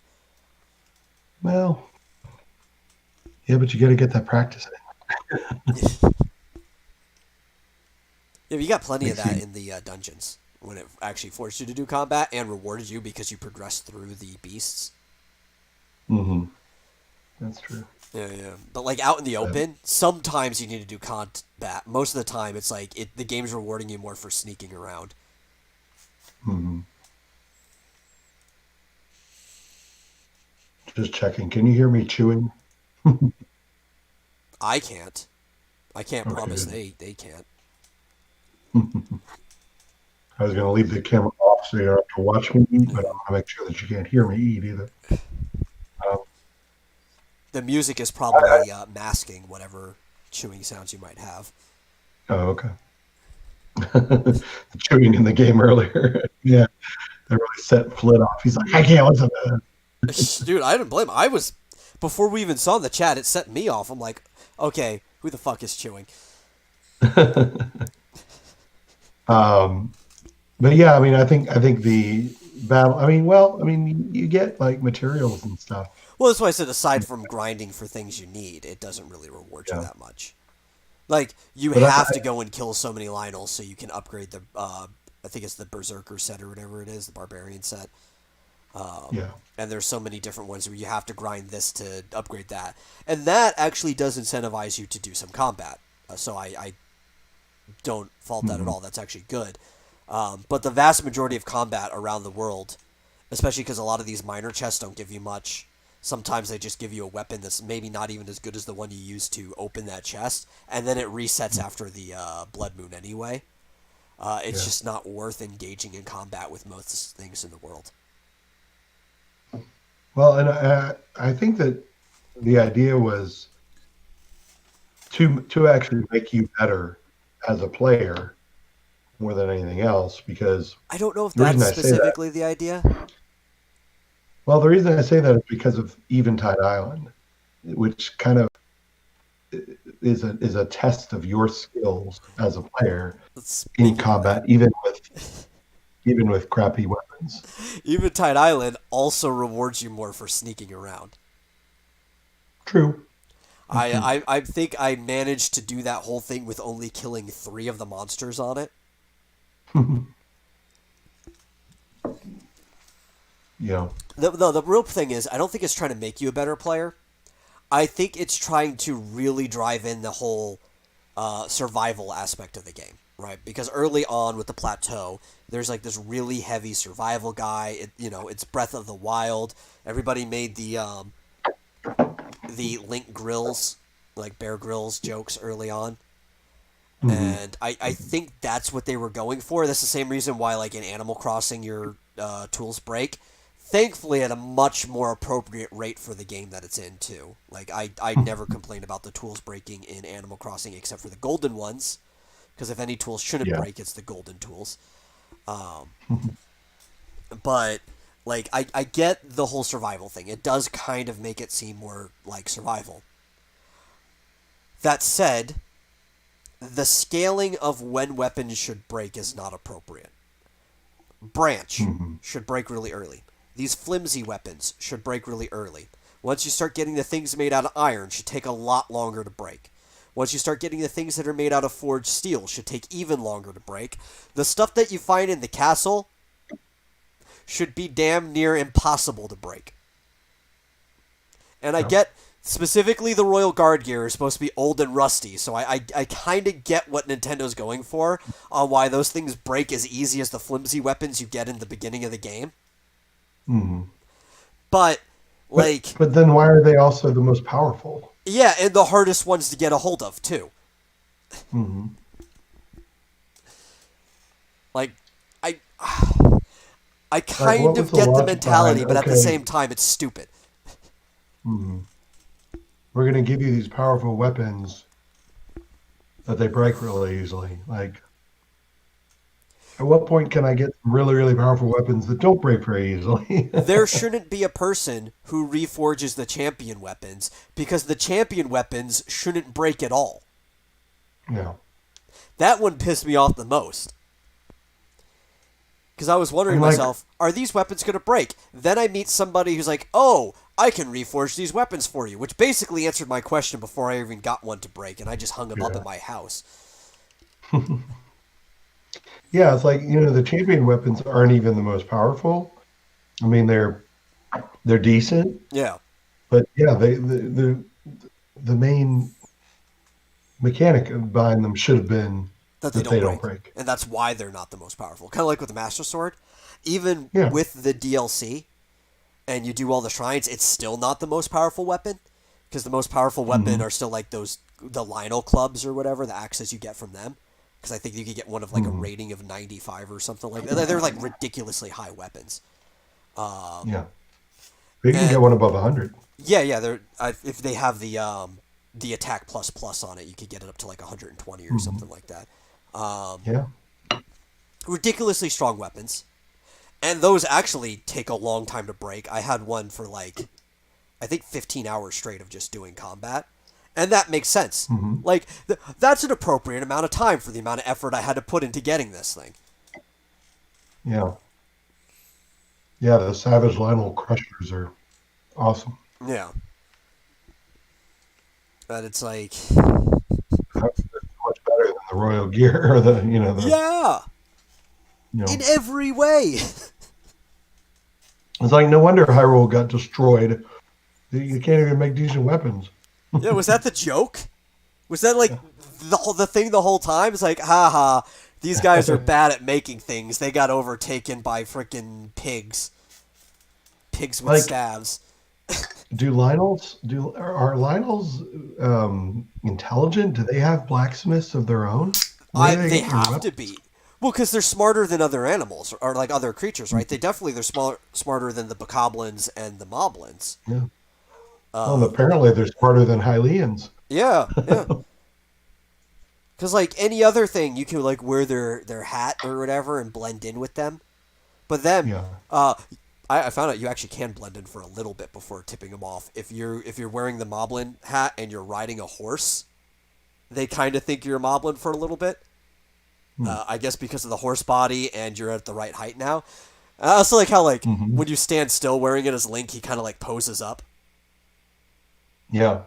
But if you just walk up with it, they'll be like, "Wait a minute," and then attack you because they're not stupid. Yeah. Yeah, I know. They're probably the smartest people in Ganon's army. And Well, I they even say get, that compared to the Yiga clan, which are actual, Chica. yeah. Oh, that's the other thing I didn't even, I forgot about that. Demo doesn't get to it, but I'll be very interested to see what the deal is with Master Koga. Like, Master is Koga it, was such a good character. yeah, like, is it the same Master Koga or is that just a title and it's a different I person? want to believe before, the game ends up confirming or not that it's the same Master Koga. Hmm. Could be. I mean, Robbie and Burr are still alive. Why not him? And I want the battle to be a lot harder Yeah. because I want to believe that the reason he was so easy to take down and so stupid, I mean, he could still be playfully stupid, but even dumber is because of his old age. Yeah. Yeah. And I assume, I don't know if it's, well, I assume you're going to be able to play as him too. I hope you Yeah, can that'd play be the cool. character. So far, I've only played as Link, Zelda, and Impa. Oh. Oy. Impa's confusing as far as the game mechanics. Oh yeah, She makes these copies of herself. Like she has these like spiritual like clones. Naruto Shadow Clone Jutsu. Yeah, but I don't quite understand yet how you get them to appear. Like I got them to appear, I'm just not sure how. Hmm. And like as you fight, like more and more of them start appearing. Maybe it's like a passive And thing. I don't know. Maybe it's based on your combos. I Yeah, don't yeah. know. By like And racking up then combos, you end up getting more to appear. yeah, and then this thing kept flashing on the screen like press X to something absorb them or do something that made it sound like you get them to come back into your body or something. Mm, Maybe do like some sort of smash move or something. But maybe. that's not what it did. I don't know what it did. So it was confusing. Well, again, I only played for 30 minutes. I obviously have not mastered or figured out all the mechanics yet. But that's good. It has depth, obviously. Yeah, yeah, yeah. It'll, be, it'll take some time to sort of figure out all the mechanics. Yeah, I hope it encourages me to play the game as much as I did Breath of the Wild, because I never Hmm. 100%ed it like you did. But I did Yeah. play through the main game like 5 different times. Yeah. And I've done all 120 shrines of Hmm. the base game at least 3 times. The other 2 times I played the game, I think I just did about 40ish, like what was necessary to get the Master Sword. Yeah. No, I have not 100%ed in master mode. Yeah, that's. Definitely. That actually does get quite challenging. Yeah, yeah. Well, there's some challenges I just decided not to do. I was talking while you were getting your food. Um, Hmm. in normal mode, I did beat a Lionel with a stick. No, cool. Yeah, with the same one. Did the kind of like backflip perfect with the flurry rush every single time. Yeah. Uh, that was challenging on its own. It wasn't even like a strong one. It was like the normal like the blue one, right? Yeah. And that one took forever. I Like I bet. felt 10 out of 10 afterwards, but I also was mad with myself for even trying to do it, and I would not recommend anybody ever do it. But just considering that, I enter master mode. I'm noticing that even these like normal bokoblins are regenerating their health if I'm not hitting them after a bit. And I'm thinking to Yeah. myself, I see a white Lionel walking around on the plateau. Yeah. It probably regenerates its health too. I'm not even going to approach that motherfucker. Hmm. And basically going back to my stealth is how you play this game method. Yeah. Made it all the way to Kakariko without dying. And that was like all I played of Master Mode. That's cool. But I was like, I can feel the game's going to get a lot harder from here on out. Yeah, those golden Lionels are rough. They're so hard. I think the AI even improves in master Probably. mode. Because even the Not just Bokoblins were doing smarter things than they did in normal mode. yeah. And Yeah, everything's they like did it. bumped up a tier too. Like the brown Hmm. orangish tier is not the lowest tier in that mode. Hmm. Yeah. Yeah, I don't think I even touched the what do you call it? The Great Plateau Lionel until much later Yeah, yeah. in master Fuck that guy. mode. Yeah. And did I even do? I guess I did the DLC. I did like the the Ballad of Champions, the Champions Ballad, Yeah. but I never did the sword, the upgrade of the Master Sword. Like I think that's if I do ever go back and play it, my goal is just going to be the same as my normal goals, except I'll probably do it in reverse order, and I'll just go Hmm. and get the 40 shrines knocked out of the way so I have the master sword on me, and then Yeah. I'll go and get my Hylian shield. Oh yeah. Normally I do it the other way around. The very first thing I do is I'll knock out a few shrines on the way. I'll get the tower, but I'll basically go straight from the plateau to the lockdown and get the Hylian shield because that thing is too useful. Yeah, that's awesome. Hold on, I'm gonna switch to video.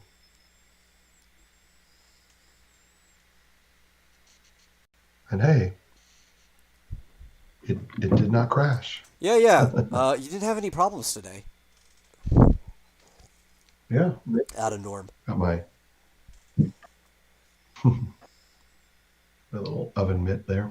You know, I kind of want to just Yeah. buy off of eBay sometime just to have, even though I would never use it, as a power glove. I just kind of want to own a power glove. Oh yeah. I don't think I've ever. I'm not sure if I've ever even like touched a power glove or seen one in person. I've touched one. I mean, it's kind of useless if you don't like. If you just want the glove for the glove, it's easy to come by. Hmm. It's hard to come by the full setup because there's like two receptors that you put up on your TV. That's kind of like the Wii sensor bar, because you're supposed to like do this to control things, and there's like the buttons on here too. It's really dumb. Yeah. Didn't even work the way it was supposed to. Everybody complained about it. But I kind of just want to own one. I think it would be a cool addition to have for my Captain N cosplay. You know, I kind of Yeah. just Yeah. want to get all the That'd be Nintendo awesome. accessories. Maybe even get like the Super Scope and stuff like that, just to have it. Mhm. You're gonna have the what's it called? The mat thing. Oh, You can step on it, and you got to wear it like a cape, like the AVGN did. yeah, yeah. Maybe, maybe Power mat or something, something like get all the accessories. that. Awesome. And the did you see that episode where he had the headphone thing with a microphone Yeah, yeah. where you're supposed to say fire, fire, fire, like to get the get the thing to fire. And he's like, you can say anything. He's like, shit, fuck, God, fuck. Like you can say anything.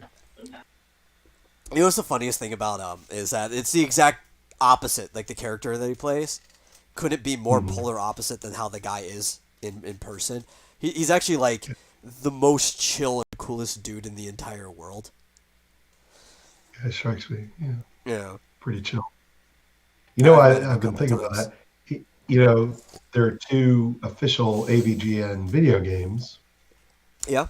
and they've been released on the Switch. Actually, that's funny. Who owns that now? Is that does Rooster Teeth own those now? Because those were made by Screw Attack. They were under with partnership. Oh, what's the small studio that did with them? They also did the Jump and Shoot Man and stuff. Man, I follow him. What's the name of that small studio? Actually, I knew the guy who was running it.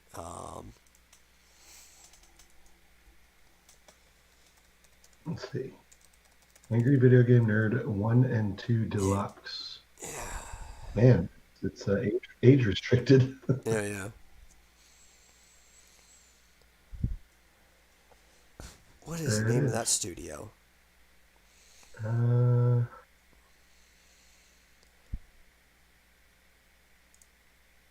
says publisher is Screenwave Media. Streamwave Media. That's definitely not the one remember. What's the? And Does it have the dev group? I mean, that's just the publisher. Yeah, yeah, I yeah. mean, they own it. I don't know why I can't remember this. Like, I've met these people. Freak Zone. That's the name of it. Yeah, yeah, yeah. Oh, Freak Zone Games. I wonder if they have well, Screenwave Media. Who is Screenwave? okay. You know, it's a multi-channel network for like YouTube channels. Oh, is that connected to Full Screen and Rooster Teeth? Because I'm on their website. No idea.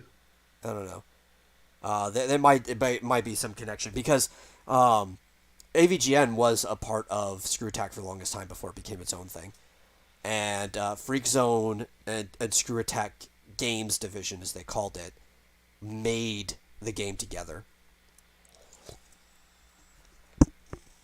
Yeah. and that's the AVGN Adventures. I remember getting it too. They made a couple other games. I don't know if Freak Zone made it with them, but Screw Attack made a couple other ones. Um,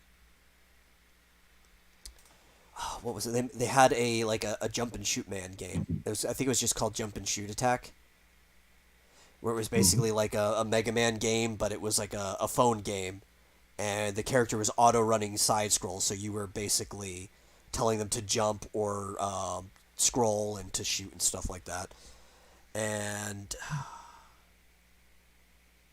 I can't remember the name. It was some It's free on iOS and Android. mental uh, me- mental disorder. Was it Disorder? I think the game was just called Disorder. Was the other game that Screw Attack made. And you kept basically it was almost like bipolar. So you would flip the world, and you would change like the way the platforms are by switching between the like manic and depressive. So the world would be like happy-go-lucky, or it'd be like dark and purple and stuff, and there'd be different platforms, different areas. Interesting. It's actually a pretty well-designed game. Hmm. Yeah.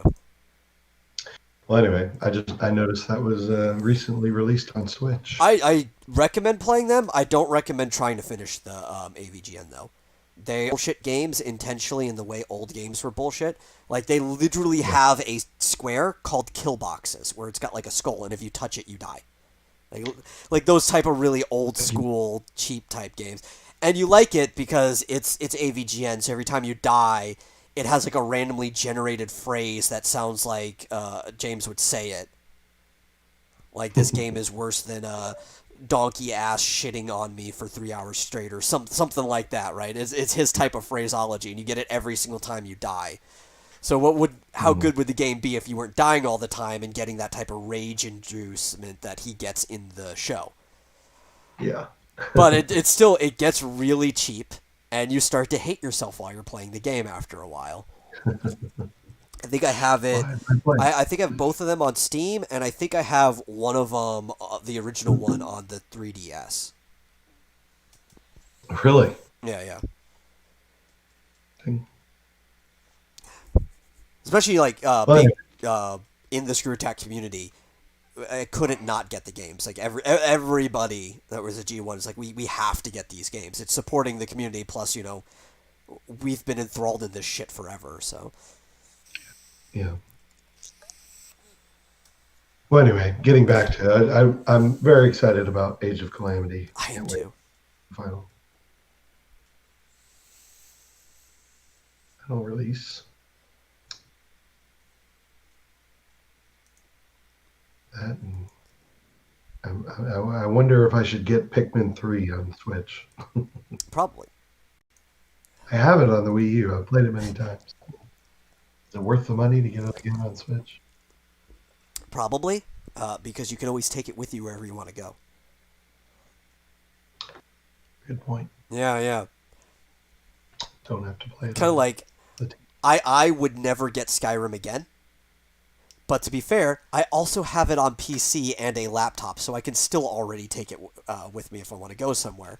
But Mhm. somebody's like, I really like that game, and I've got a Switch. Do you think it would be worth buying again? It's like, if you really like the game and you have a Switch, sure, because now you can play it on the go. I mean, the way you described in your question basically already justified it. Yeah. Funny, never even played Skyrim until it came out for the Switch. I've only played it on there, Yeah. and I like it. Yeah. I don't think I would have bought it if I couldn't have gotten it for $5 originally. Yeah, yeah.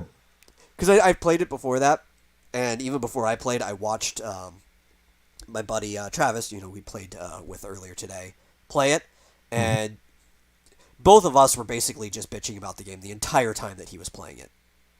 Like, he still ended up playing a lot because he enjoys those type of open world RPG stuff. He really liked Oblivion, which I liked Mhm. Oblivion too. Um, but he'd never played Morrowind. So even liking Oblivion, he'd always hear my complaints about like Morrowind's a really fun game. I like Morrowind. I gave it a good rating. And I like Oblivion. It's a really fun game. I gave it a good rating too, but I like Morrowind more because Oblivion took away some of the features I liked that was in Morrowind. It made the game smoother, but it had less of the RPG type stuff that I liked, character creation and everything like that. And then Right. Skyrim is another iteration of doing the same thing. The combat becomes smoother. Your character looks better to a degree, like in creation, and they make the game more active, appeal more to like Call of Duty players and stuff like that. But also took away more of the RPG aspects that I liked from the previous iteration. So it's almost like they're watering the gameplay down with every iteration, and we were basically just bitching about it the whole time. Like, one of my Mhm. favorite things is basically they took classes away in Skyrim. Basically the class is just Dovahkiin, which isn't even your race because any race can be descended from the dragon. So your class is the Dovahkiin, and you've got like the trees, and you can fill it out however you want. So you could kind of go class, but not really. Yeah. And in the previous ones, you could either have a preset class or you could build a class in kind of like a D&D style way, and you can pick like where you want your attributes to go. You can pick like what your skills are as well. So you can have things like water breathing if you want to breathe underwater, or you can have things like um, hand-to-hand combat if you want to be good without weapons in your hand. Or in Morrowind, they had unarmored, which I'm mad that even Oblivion took that away, where if you chose not to wear armor, your stats would scale off of your character's, I think it was your constitution, and you would just have a high armor level based off of your constitution alone, instead of just be like your dexterity plus whatever you're wearing. Yeah. And those were all cool. You can make your character whatever you want. I used to do monk runs of Morrowind and even Oblivion, and those were always fun, especially because like at max stats, your fist while your stamina was full because your attack got lower the lower your stamina was. It scaled, so you had to wait for it to fill back up. You couldn't just like spam your Mhm. fist. But at max, your fist was stronger than the strongest weapon in the game. Yeah. Yeah, and it was just all fun stuff. And Skyrim is like, nah, fuck you. Yeah. We're trying to Not attract fan. the casual gamers. Mhm. So Flit Amaranth is in the chat and he says Morrowind is better than Oblivion. I agree. I was even just saying that. Yeah, dude, Morrowind's the best. Well, maybe it's the best. I mean, I do really like Daggerfall. I like the procedurally generated map too. But Morrowind just had some aspects to it that I liked more. So he says the problem with the Elder Scrolls series is class doesn't matter since every class can max every skill with enough work. Yeah, Is that's that the basically it. case But that's what I liked about the even older for ones is that you could kind of make your own Morrowind? class Yeah. because class didn't matter. You could So even name it too. was that the case in the older ones? Yeah, The class doesn't really matter. yeah. Basically, class in Elder Scrolls existed as a preset for skills and ability. Yeah. Um, and then you could just go from there, or you could customize it and pick like how you wanted your skills to be. Liking Daggerfall equals hipster. Hey, I said it might be better. Like I said, there's a lot of stuff about Morrowind I like more. But the procedurally generated map was a really cool thing.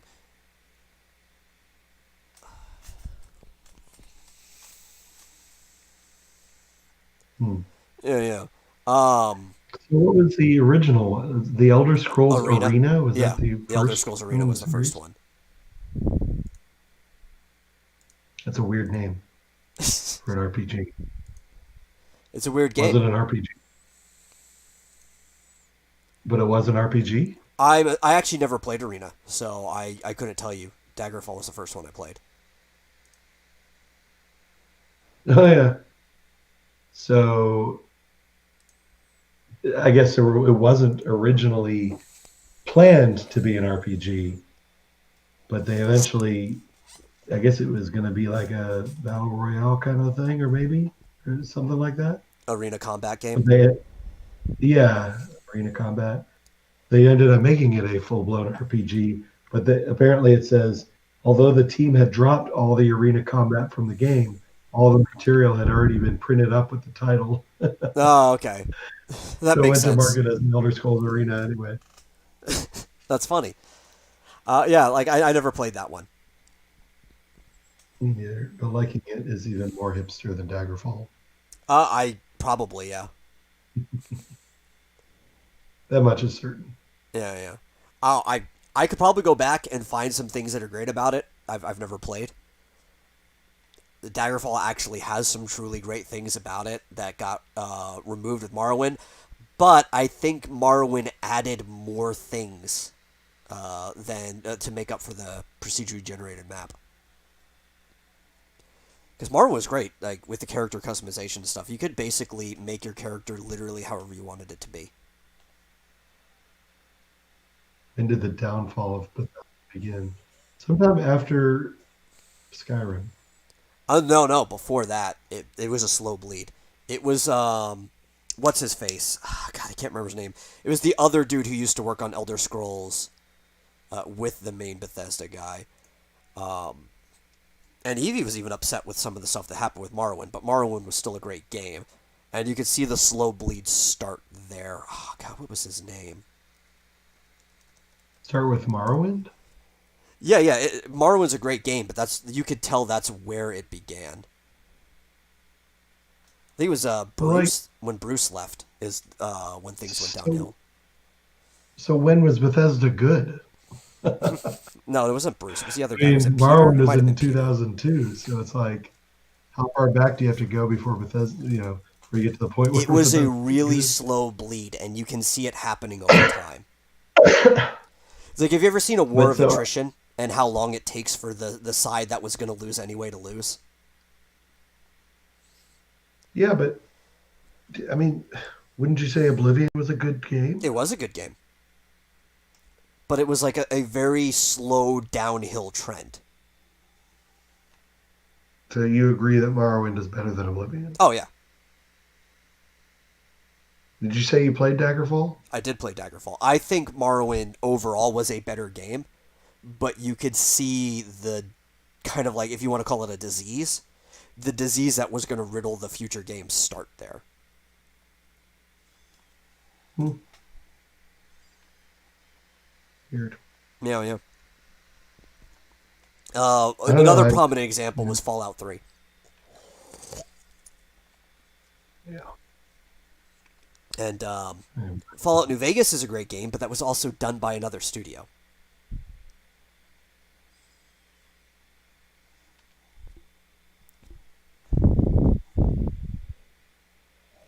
Let me look at the Fallout series here as far as the timeline. Yeah. Well, see, so Fallout 3 was 6 years after Morrowind. Yes. Oh, I'm just saying that's a good example that you can see a lot of the stuff that they were doing. The bad stuff. Yeah. So, I mean, Fallout and Fallout 2 were good. Yeah, they're pretty good games. Yeah. They were too slow for most people. I think that's why they didn't really catch on for the most part, Mhm. because they were basically turn-based games. And I can't believe those came out while I was in college. I never even heard of them until like a decade later. Yeah. Crazy. And then 3, basically, it still has that kind of turn-based mechanic in there, because even if you aim at something, it's based on like your character's accuracy, so you could aim dead on and miss. Mhm. And there's like internal cooldowns, so it's trying to emulate. You basically have to use the VAT system if you want to make sure you don't miss, and then you have to find something that's like highlighted at 90% or more. But then the VAT Mhm. system kind of like displays, oh yeah, this is still a turn-based game under this kind of like 3D movement illusion that we're looking at. Yeah. And it's fine. I guess New I, Vegas was better, but that was also made by another studio where it took the good things from Fallout 3 and also even brought back some of the things that they cut out from the older games, like some of the different traits and stuff. New Vegas is probably the best Fallout right now. That's why everybody's hoping for a New Vegas 2, because Microsoft yeah. owns both studios. It's Obsidian, I believe, is the one who did New Vegas.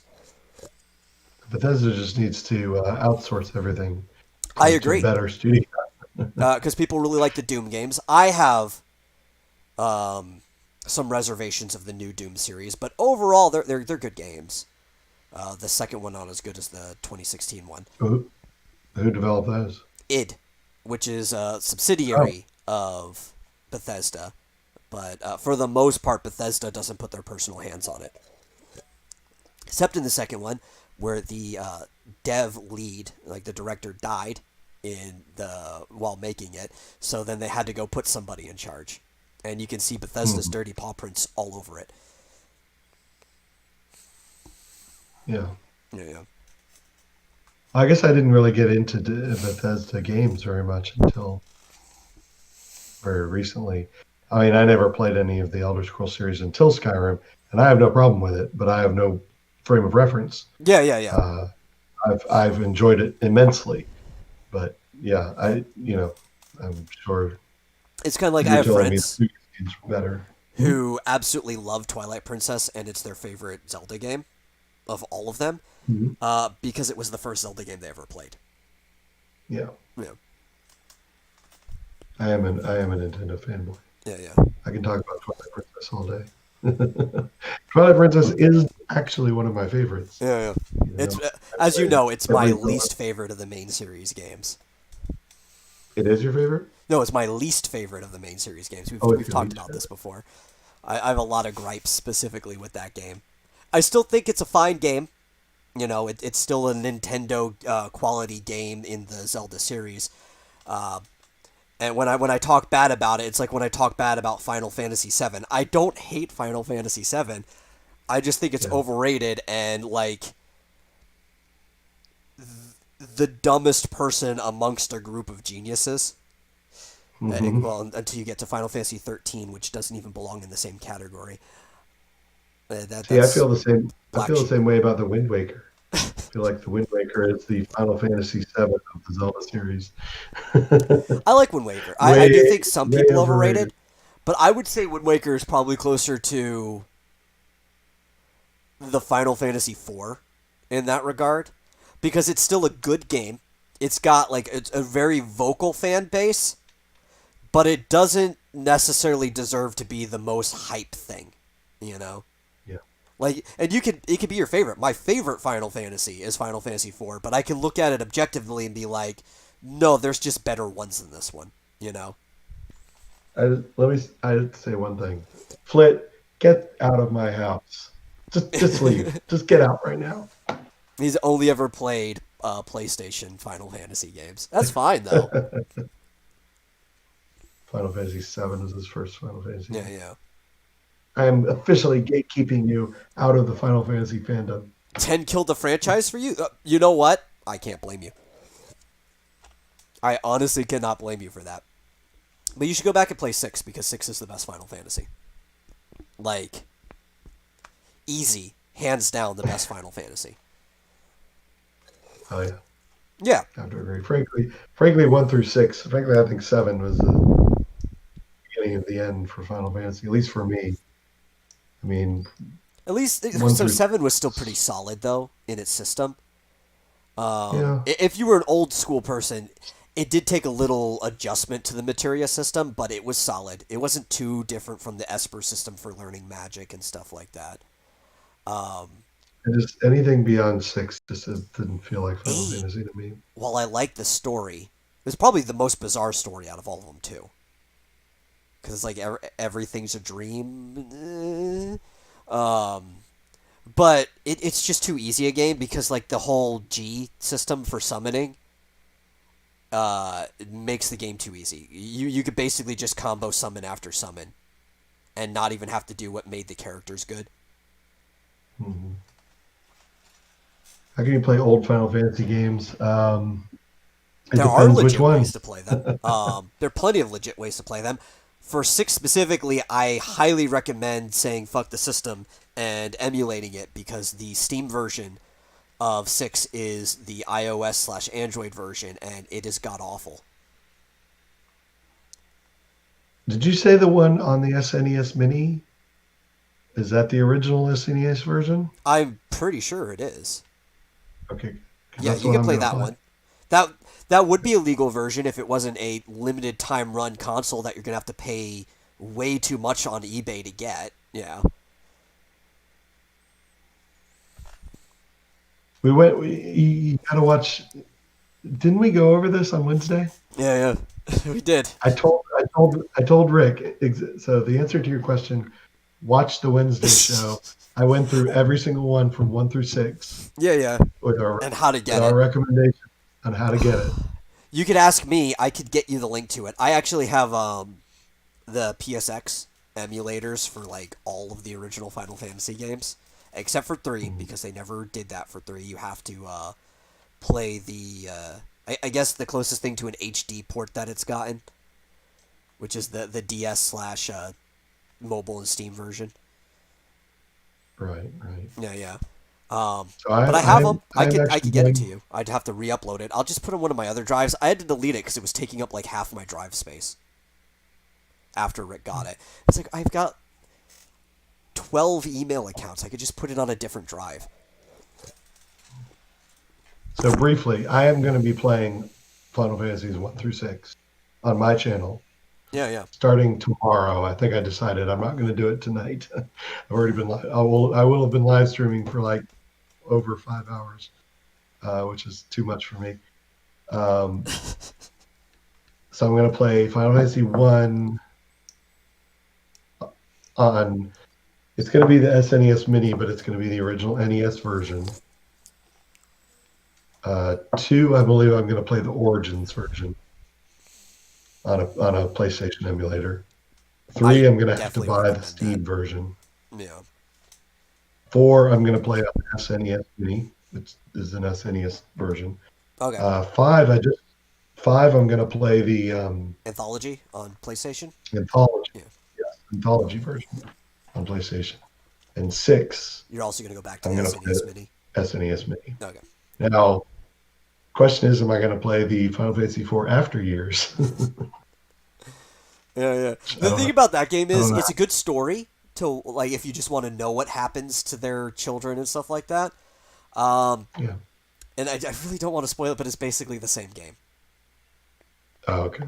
Like it I bought it. follows the same path, just with Hmm. different story elements. So, I had it on the Wii, so I have played it. They actually released it on the Wii. So I just went through it. I'm not going to repeat it. So if you want yeah, yeah. to watch the last And I few do minutes, recommend though playing the PlayStation versions of 4 and 6. I mean, you're gonna play them on the mini because you want to play the original versions. But for anybody who hasn't, I would say just play them. They're the definitive versions because they have bonus dungeons at the end that you can play, and you can get, really, especially in 4, because of the bonus dungeon, you get Palam and Porum back. uh, I'm like, It's a really good dungeon. It's like this tower on the moon where everybody's got their own floor, which is like their own mini dungeon in it. so wait, the Final Fantasy anthology that came with 4, right? 4 and 5. No, it's 5 and 6. Oh, it's 5 and 6. Yeah, yeah, yeah. So there's a PlayStation version of 4. Yeah, there's a PlayStation version of 4. Yeah, well, Yeah, yeah. cool. That's cool. I'm not going to play that one. Yeah, yeah. So, there were two different versions of Origins that you could buy. There was one that just came with the disc that had 1 and 2. And there was a version of it that had the 1 and 2 disc and the 4 disc with it because 1 and 2 were small enough to fit on the same disc. Interesting. But that's also why the cutscene for 1 and 2 is shorter than the ones that they add for the other ones, because they Hmm. basically the space they dedicated for the cinematic on each disc had to be cut in half, so one could have one and two could have one. Hmm. Okay. Because you know how much those cinematics took up of disc space back then. Yeah,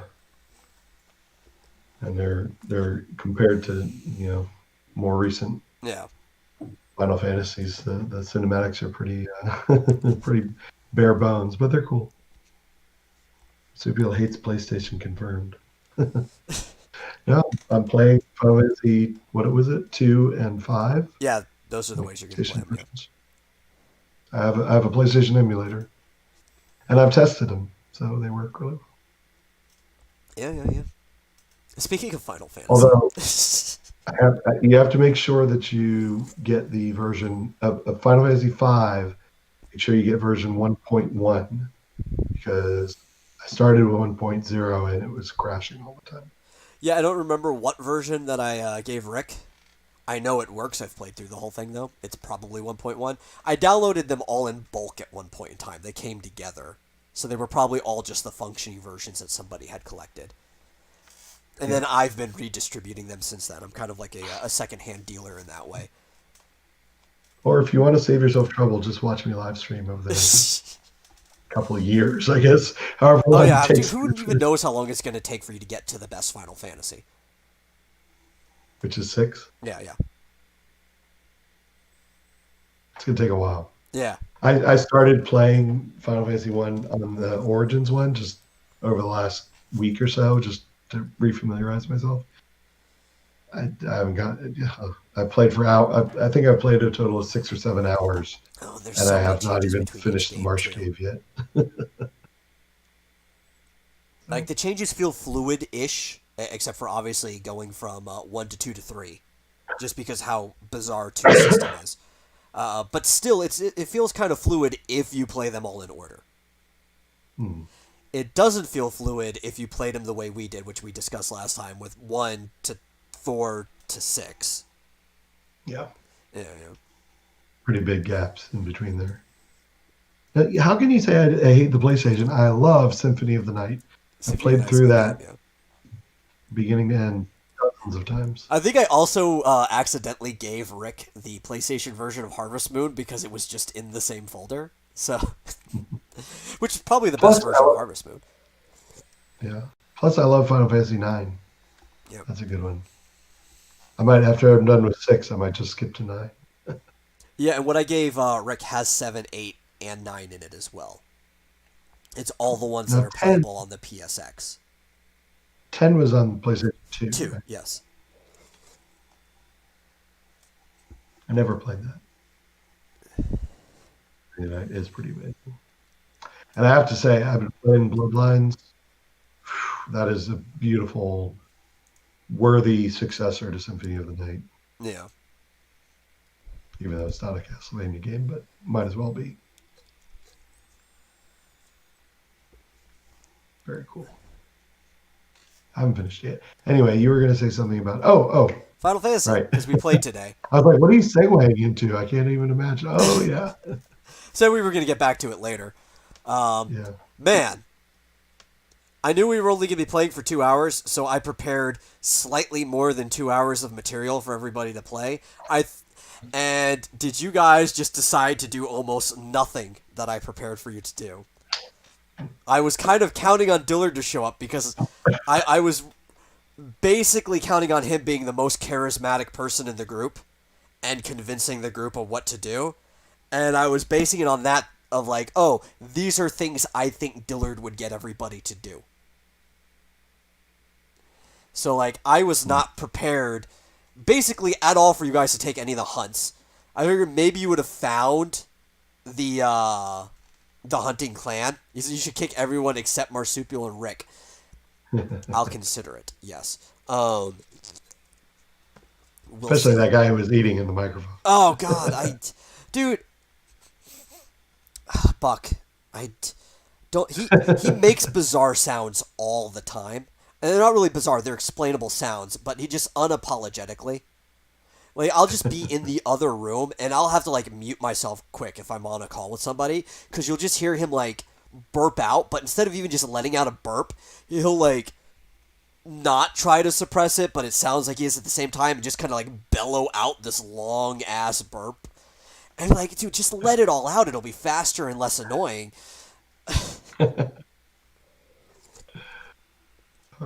Or he'll just be like, he stopped himself from being able to do anything during the game because you saw he was laughing too hard at something that was so minute, right?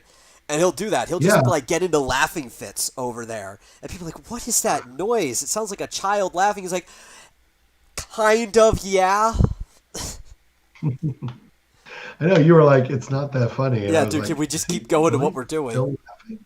Like, Yeah. why is he still laughing? It's really not that funny. Yeah. Everyone needs to learn how to push to talk. I agree. Everyone should learn how to use, except for me, because I am the game master. I don't need to push a talk, but I was still, for the most part, muting myself if I was at least taking a bite from the chip, because that first crunch before you close your mouth can be pretty loud. And then once it's in there, I didn't care, but I was still trying to be nice, and I'm the one person in the crew that probably doesn't because I'm the dude in charge of everything. I was doing it for the audience. I use push to mute. Push the when I mute. need to That's cough. I guess that's fair too. Whatever. As long as there's some push button where you can make sure that people don't have to hear you do disgusting things. What he burped like 4 or 5 times into the microphone too. But wasn't that before we went live? One of them was before we went live. He did it a couple times during the show too. I'm actually have to talk to him about that. Yeah. He may not have done it on purpose though. Remember, he was having problems. He thought for some reason his flip switch wasn't working. He has the same headset as me. So he was having to manually mute it over on the Meet. Right. Yeah. So maybe he didn't intend to burp. I don't know. But I'm definitely going to have to talk to him about that. That was, oof. Fix your mute button, or at least test it before the stream starts. Make sure it works. And then Timothy with that dog in the background. Yeah. Yeah. But yeah, yeah, that does seem to happen a lot when you have certain plans and yeah, you didn't do Yeah, any. I don't. It's fine. Like I was not expecting you guys to take any of the hunts. Maybe to like go and talk about them, but I didn't think you guys were gonna actually go and do any of them. Well, when I Uh, heard about it, when he started talking about it, I was like, well, that sounds like fun. Let's do yeah, that. yeah. I was expecting you guys to be like, well, you don't know what level the hunts are. I'm not allowed to give you that detail. I even wrote it down as if I was giving this as a module to somebody else that they're not supposed to give you the stats or anything, and I'm following my own instructions. Um, So I figure it's like, okay, well, they don't know what the level the hunts are. They might think it might be too high for them to start. They're just going to go out into the field and fight some random encounters. No, you decide to go fight the hunt. Yeah. Yeah, yeah. Well, that's the thing with like new players. I mean, especially even if I don't even know if anyone is really a D&D veteran in that group, but we're certainly new to this game, and it's like we don't even know what's too strong. Yeah, yeah. So Or I was half why not? expecting, especially because you had a thief in your group, or if Dillard had showed up, I thought somebody was going to start some shit in the town, Yeah, which, yeah, that would have been smart. But I was hoping for it. It would have been entertaining for me. should have slain the Playing the king. king. Well, you could have tried. I definitely wouldn't have recommended it though. Hmm. I would have been funny. I would have laughed really hard because there was four guards in that room with you. Yeah.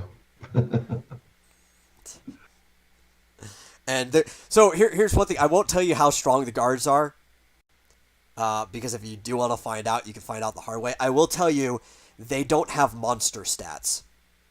They have player stats. They have their own character sheet.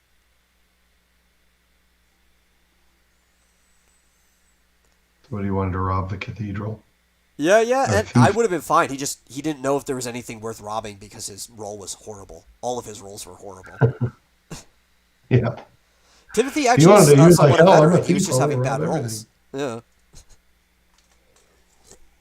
I am going to come up with a backstory. You kind of yeah. blindsided me. I'm not good at coming I up with didn't that stuff. blindside you. I told you when we were Well, making the sheet to go and fill it out. There's a whole section that says backstory or background and oh, stuff. And I told you if you oh, filled I it out forgot. properly, I would have gave you another key point. I forgot. Well, I'll think of it. I'll think Yeah, of one yeah, before next week. And you don't have to give me a key point or anything, but yeah, yeah, yeah. I will. I'll Well, think no, of at it this back. point it's too late. The key point was if you started. And there was. No, I'm not even gonna give you one for this one because there wasn't anything in your traits that you did that would have deserved it. I'm trying to think if anybody else did though. I think Timothy played up his character the way he's supposed to. He just got really bad rolls, so I'll probably give him one. Because he did try doing some thievery stuff. He just didn't succeed. Um, he, let's see. Does Rick get one? I guess what question is what would happen if you tried to steal or something and got caught? Would we be attacked or get the option to be thrown in a dungeon? Or Oh yeah, yeah. Yeah, this would be spoiler because it's just how the world works, right? The guards would have confronted you, and there would have been several options that you could have done, but and one of them could have been to resist them and fight them.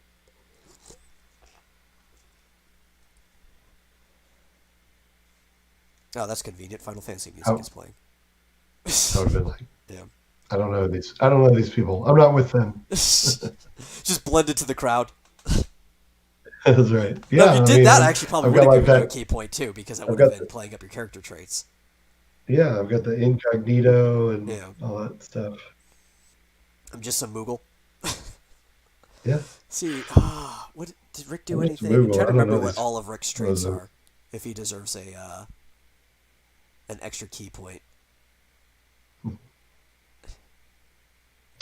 Well, like I said, I'm gonna stream all this week for the first time in months. So I don't know if you wanted to have this on different people's channels or on Rick's every time, but I mean, depending on the quality of my live streams, how it goes, Yeah, we'll see. welcome to have it on my channel. We'll see. We'll play it by ear. But I don't want to. Yeah, I mean, I don't want personally, to I step on would it. have actually liked Uh, it on my own channel. I would have even given Rick the key, or whoever was hosting it, my channel key. I don't care. Um, but I just can't be the one who hosts it because you can't see my screen. And Rick Right. just jumped up and be like, "Hey, I'll host on my channel." I was like, "Well, it's convenient. I'm not gonna, Hmm. go against it." Um, I ultimately I don't really care where it's hosted. If I really want it on my channel, instead of taking the whole stream down, I could just take it and then clip out all the quiet parts and put it up. Yeah. Kind of like condense it for viewership, the digest version of the show. Hmm. I want them super chats. What classes are So people playing? Okay, I so can for tell you, everybody listening, the followers of the show kind of know we've been playing this game. I feel like I didn't really have to explain it, but it could be a first time listener. We've been playing it. We just started a tabletop session streaming of a Final Fantasy RPG Third Edition. I guess there was two editions beforehand. I don't know. Maybe it was a joke because everybody's favorite D&D edition it happens to be 3 for the most part. Is the most beloved edition. Um, but it is called the Final Fantasy RPG Third Edition. And we started streaming it over on Cross Comics channel. And the classes that people are playing is Marsupial is a black collar, which is basically Radia from Final Fantasy IV. He's somewhat like a black mage. Also, do summons that get like one shot. They don't. He right. doesn't summon it onto the field long term. Burst damage. He also And is currently I'm a using Moogle. a Moogle, and you're using a bow and arrow at the moment. Right. Uh, Which I use to kill both, I might add, yeah, yeah. of those monsters. Rick is a dragoon who's an elf that can't kill people. It's actually going to be a big problem for the team if they don't work together because the way his disadvantages work is that he cannot bring any character below 1 HP. And Dillard, if he was playing, which I don't know if he'll even want to come in after missing a session. He might, 'cause you guys didn't even level. He'll only be, what was it, like 30 something experience behind. I think you guys only got like 35 experience or something like that. Yeah, He's he not that could far jump right behind. in. Yeah. Um, he was supposed to be a monk as well, so you guys would have had two monks on the team. And the thing is, I don't even think Travis is going to be a permanent member anyway. He's probably going to end up being like in Final Fantasy IV, for example, one of the characters that just comes and goes, Yeah. and that's because of his work schedule. He just doesn't, he doesn't have any control over that. Works retails. Sometimes he has to work Saturdays during the time we would play. Okay. Yeah. But we So can yeah, I do was that. We thinking can about work it out. We can bump people up to the average level of the party as well if they need to come and go, because that's something that happens in Final Fantasy all the time. So it wouldn't feel weird to the game or to the people watching at home if they're even slightly familiar with the series. yeah. Well, I was thinking about the fact that Rick can't kill anyone. And like if we're up against, I mean, today we were only up against two enemies, so Yeah, that's yeah, no like the problem. easiest hunt. But if there's like a bunch of enemies and they have, strong attacks and everything, and I'm like sitting here, okay, we got to pick these guys. They're all like at one hit point, but they're still attacking us, you know. And Rick can't do anything about it. Like You're it's also weird. lucky that you basically had five people because of Rick's bird, his chocobo. Yeah. Um, Who also can't kill it. yeah, also can't kill. But that great imp, it was level 5. So if the fact that you had range, if you couldn't just start attacking it from that far away, Hmm. you actually guys probably would have been hurt pretty bad. And that also wasn't the original way I planned that fight to be. I was trying to decide whether I was actually going to make a sewer map or not. That fight was originally supposed to be in the sewers, and the sewers So, did lead out to the field. I had that planned because if I do make the map, I have some other things that might take place in the sewers. You guys actually get a sewer key from completing that quest. You got to keep the key from going down there. I just it's like A, I didn't plan on you guys doing this thing. B, I was still debating whether I was even going to do a sewer section for the town or not. Hmm. Yeah, yeah. Which I might still do. I don't know. I could work the boss that was supposed to be down there somewhere else, and it would still work out. But I was hoping you guys would explore the town, like I was saying before when we were talking about it. There were two whole sections of this town, two districts that you guys didn't even bother to check out. Well, we will next time. Yeah, yeah, yeah. I plan on But Dillier trying to seduce the Grimp. He probably would have with the way his character is. His guy is like really charming and stuff like that. now is he what's his class? Monk. Okay, You but so guys would he's a have had two fighter too, monks. right? Yeah, yeah. Yeah, we need more than just Rick since Rick can't kill anyone. You know. Everyone just wanted armor and candy. That's Yeah, true. pretty much. Oh, well, I already have my longbow. It's pretty good. And I mean, a better weapon isn't necessarily going to make. Obviously, it'll do more damage, but it wouldn't improve my accuracy, right? No, no. Accuracy is all your weapon skill, plus the other factors involved, like your agility and stuff. Right, right. So I didn't. So I figured I'd stick with that longbow since Yeah. it seemed to be good enough for what we were facing. And I like that the bows scale off of strength instead of dexterity, like most games, because a bow is not a dexterity weapon in real life. I don't know if you've ever used Yeah. a bow and arrow. Most of its effectiveness has to do with draw weight, right? If it's like a 60-pound Mhm. bow, 80-pound bow. War bows are typically like 120 pounds or more of draw weight. And you actually have to be pretty strong to pull this thing back. And you need a heavy draw weight if you want to pierce armor. This is why like I don't get why women as characters typically use bow and arrows. Women would be worse with a bow and arrow than they would with a longsword. Because a longsword you get double grip, so you actually can. It's a fulcrum. You know, you have a simple machine here. It helps you out. It's actually more of a dexterity weapon than a bow is in real life. Mhm. Um, but I appreciate that So he uses a strength stat. you're saying Tariel from the Hobbit movies isn't realistic? Yes, I'm trying to say that. 100%. Though, But I still elves can't would figure out probably be how better off in Lord of the Rings using bows than other people because elves are really tall in Lord of the Rings. Much like how they are in Final Fantasy, I guess, kind of uses that as the staple. They don't use short elves. Um, Mhm. so, like, Legolas would probably be stronger than most of the men in their party because of his size and would have Mhm. an easy time pulling back his bow and arrow. I still can't figure out how a Moogle is wielding a longbow. I don't know. You're probably floating. Maybe it's actually a short bow, but to him it's a long bow. I Maybe. don't I know. don't know. Like, my thing is, I'm thinking you're planting it into the ground and you're floating up and using your entire body to draw the string and let go of it. So you're, like, looking down the arrow like a sight. Thing. Quit ruining my Amazon Archer fantasies with your insipid logic. Well, I mean, if it was actually an Amazon, which are notably tall, strong, buxom women, it actually might work well on them. Most Amazons that I know are stronger than most average men, right? Like in fantasy and mythology. So I don't Well, think how that ruins your see how that ruins your fantasy at all. yeah, They're the only women that should be using war bows. they look like they were doing just fine in Wonder Woman. Oh, and all of them are stronger than an average man. Like, Mhm. what's his name?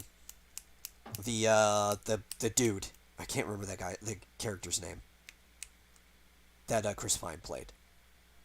Oh, Steve Trevor. Oh, Steve Trevor. Yeah, Trevor. Trevor, even though he is a man in the military, so he has to be in pretty good shape, right? Would have got his ass kicked in hand-to-hand combat by any of the women on that island, even the non-super Mhm. powerful ones. Yeah, Steve Trevor. We already got it, but delay. Um, Amazons are strong, even in Greek mythologies. They're basically Valkyrie, right? They're the Greeks' equivalent of Valkyrie. when you look at them Hmm. in actual mythology. They did the same exact thing. They're just battle maidens that also escorted the dead.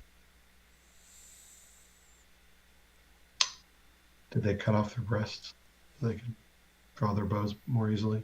Yeah. That's what I heard. Anyway, so so yeah, apparently we were supposed to just go have a random encounter. Yeah, yeah. I was gonna also see if you've. I have 4 different random encounters in that field that you guys can like r- accidentally run into. I think was it no 5 different random encounters you guys can run into. And I have it set to like depending on the distance you travel while you're out there, the number of encounters you could possibly run into. That's why the whole Hmm. field is set up the way that it is. And I figured This is even if just you a guys, tutorial. yeah, it was basically a tutorial, but I was figuring like even if you guys wanted to go straight to the Palace Ignis, right, the swamp area, that there's no way you would have even gotten in there because the number of encounters you would have ran into would have been the rest of the session. So I didn't even have to have that map prepared. Hmm. And that's what I was expecting. Like, okay, if they do want to rush anything, they're probably going to try to go straight to the first dungeon, which you guys almost did because you asked whether you wanted to do the hunt or the King's Quest. Yeah.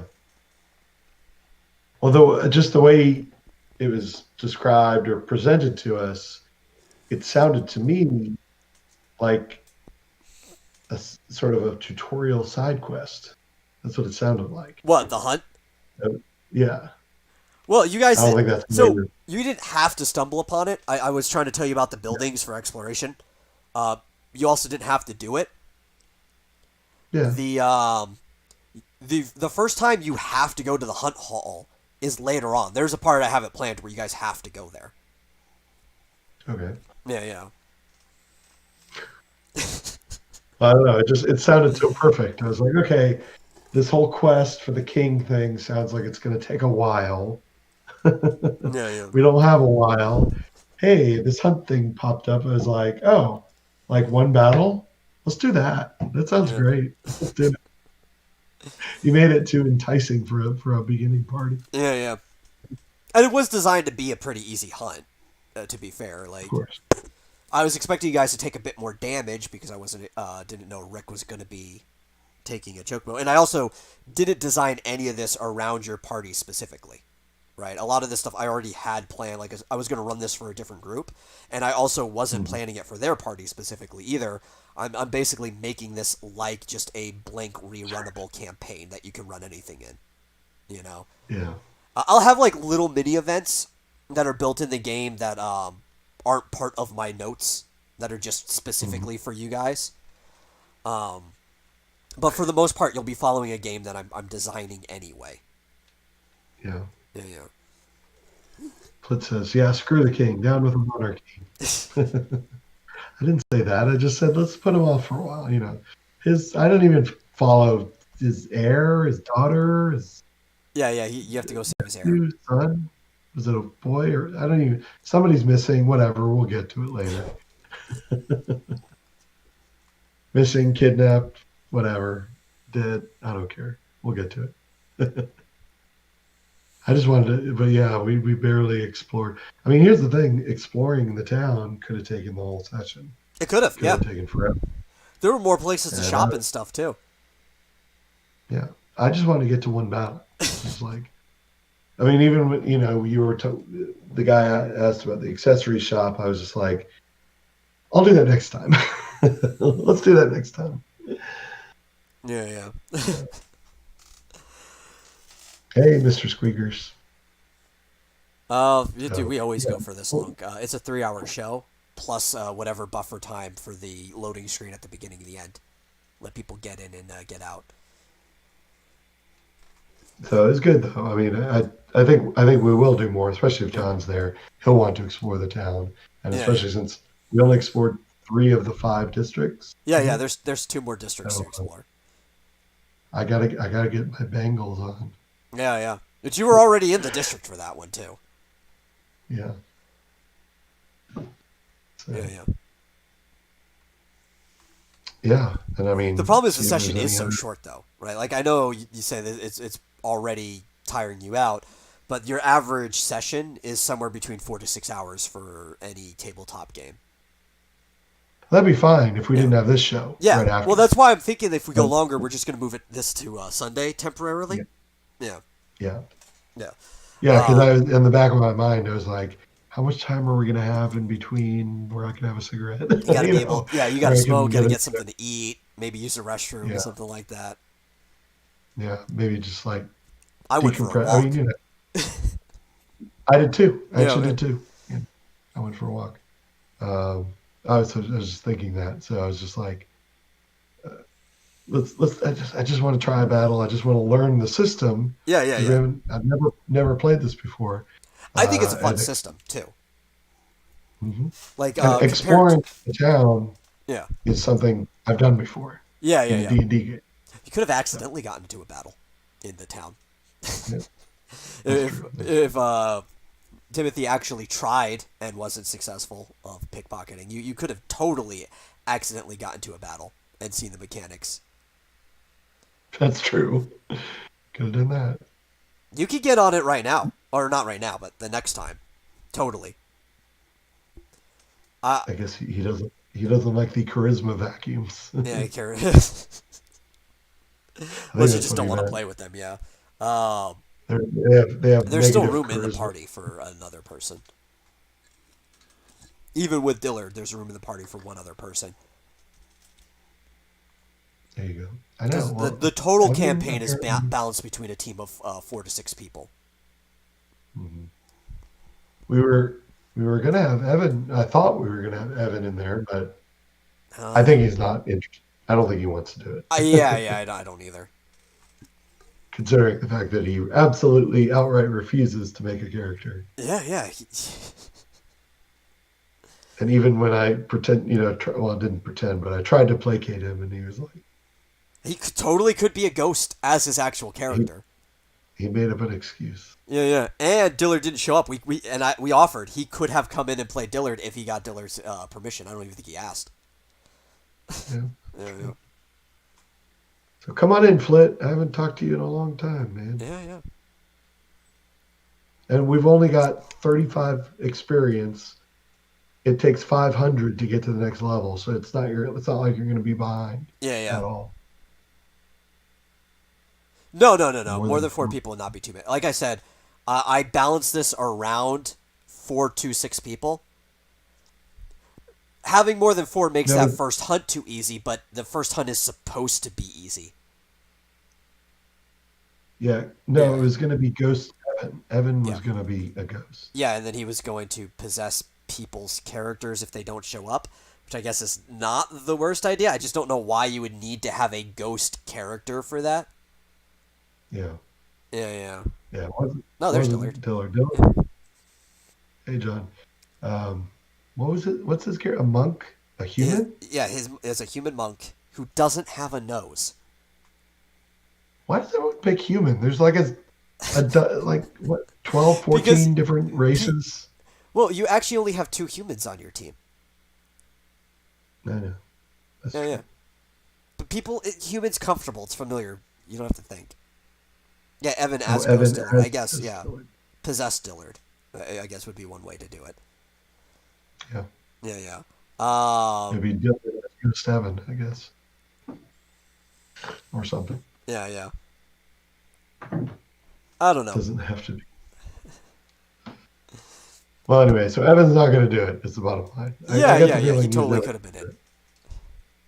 So I'm not a strong thinker. So Flit, come on in, man. Yeah, yeah. You've got a week. Metal will walk you Yeah, through just hit me up picking a sometime during character. the week. We can make you a character. You could totally I play. mean, I guess the only downside is a bigger party means is a more wait time. Like everyone has to take a turn. Well, but But you notice how fast the turns go compared to most systems, though, right? true. I think the long time is just setting up initiative initially, but that'll go faster as you guys get used to it. Timothy was the one that was really slowing the initiative phase down. I know. I was like, damn it, Timothy. Yeah, yeah. Put in Thankful, your modifier. yeah, thankfully I kept remembering his because he just has a 10 for speed. So, Yeah, um, but it still bugged me. can I be a ghost cat? A subtle jab. Technically, yeah. I mean, well, you don't want to play a furry. That definitely don't want to play a furry because you're flit. There are cat people, but if you want to be a ghost of a cat, you can. Be a cat person who wears a sheet. What if you had a ghost cat stalker? No Um, stalkers. I actually tried to get Cat to play too, because I thought she would have been fun to have in here. She would have. She was awesome. Yeah, She was awesome in the D&D game. She made it really fun and because she really likes Fran from 12, and Vieira are a playable option. So, JR got the. I don't get the joke. yeah, yeah. No, I got it. He's talking about Ghost Cat Stalker. Okay.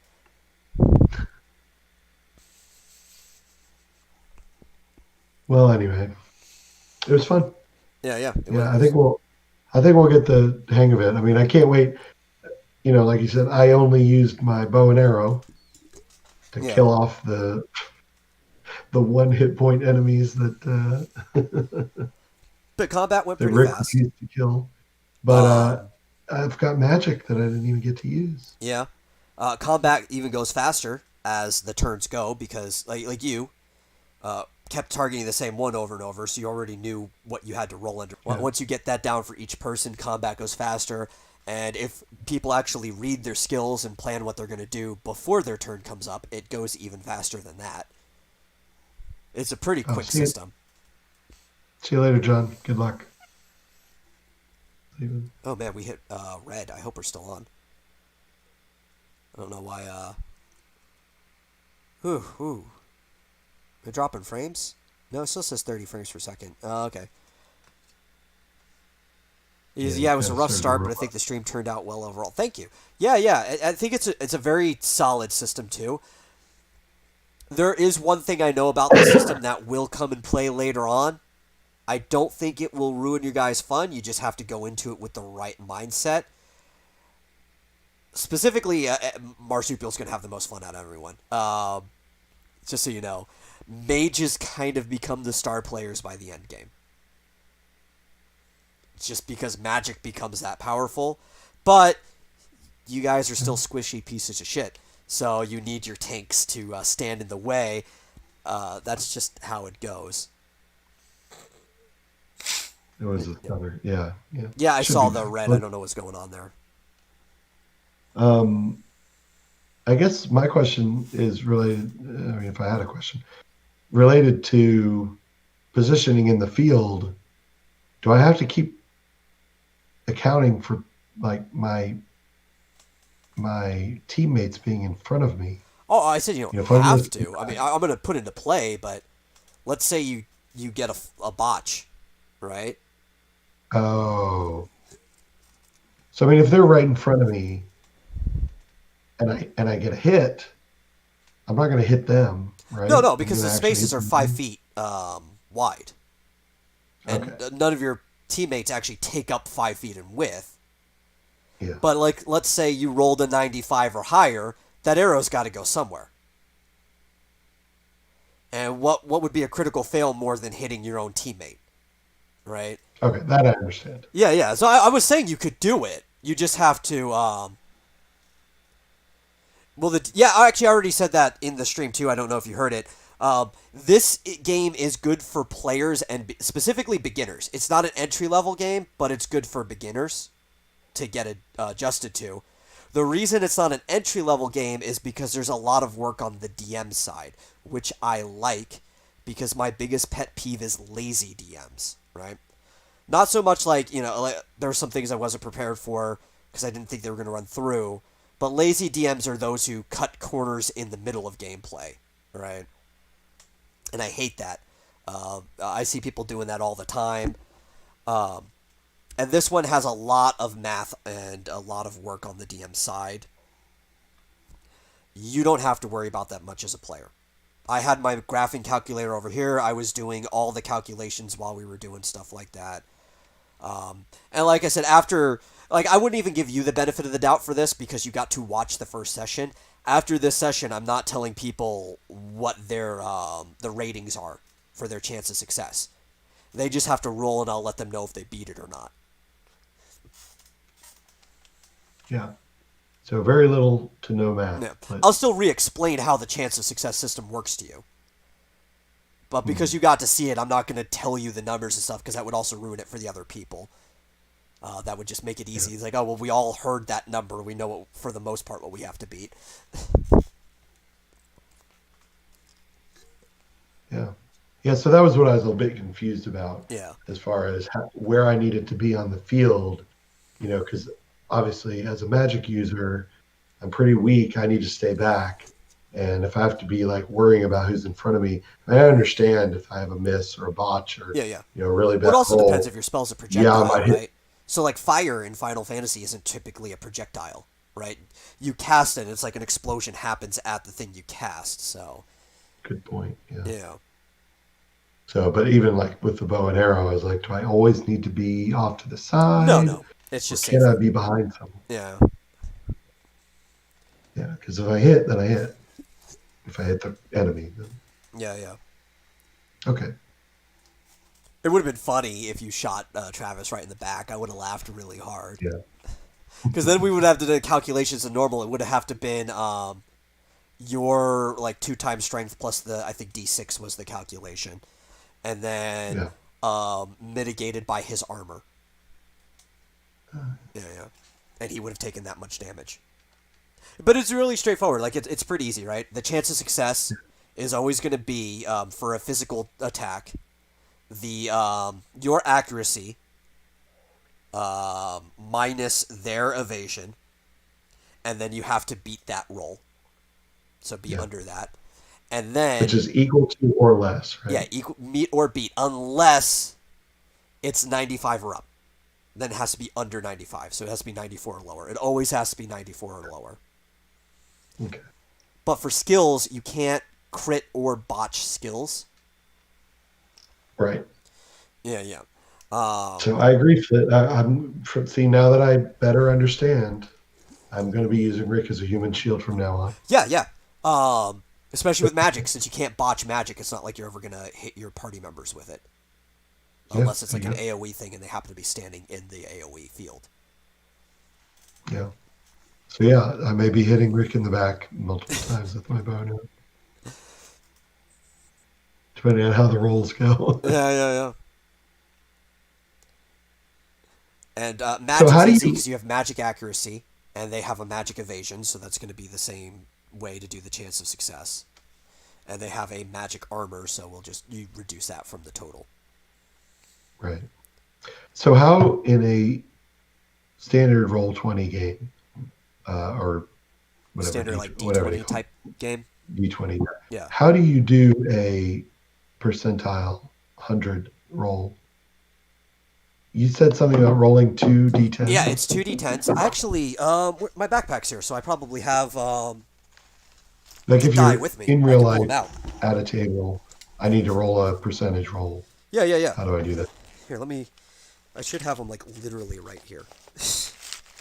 Pull all this Kid Icarus and other cards for the 3DS. So do you take one of the tens? You could roll the same 10 twice if you only have it, Right. but I'm going to show you But you exactly what they do if you have a full dice set, right? Me. do you subtract one? I mean, or no, it's a 1 through 10, so a 10 counts as a zero. Yeah, yeah. Do I have both of them here? Where's the other one? Here, nope, that's the 4. I'm still missing one. Or wait, you can't roll a zero. No, well, no, you can't. But you can. If you roll both zeros, it's 100. Yeah. So Oh, what you have is you've got your normal D10, yeah. which zoom in. If I cover my face, maybe it'll actually. No, it doesn't want to. Maybe you can kind of see it. There we go. There we go. There it Right. is. So this is a normal D10, and then a full set has a tens die. Okay. Yeah, yeah. So you can either roll 2 if you don't have it, but if you have a normal set now, you can just roll both at the same time and one's already designated for it. Which if you look at the dice roll in Roll20, it shows 2 die that are like that.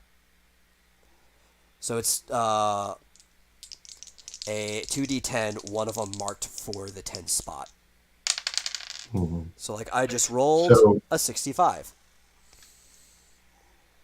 because you got a 60 and a 5. Yep.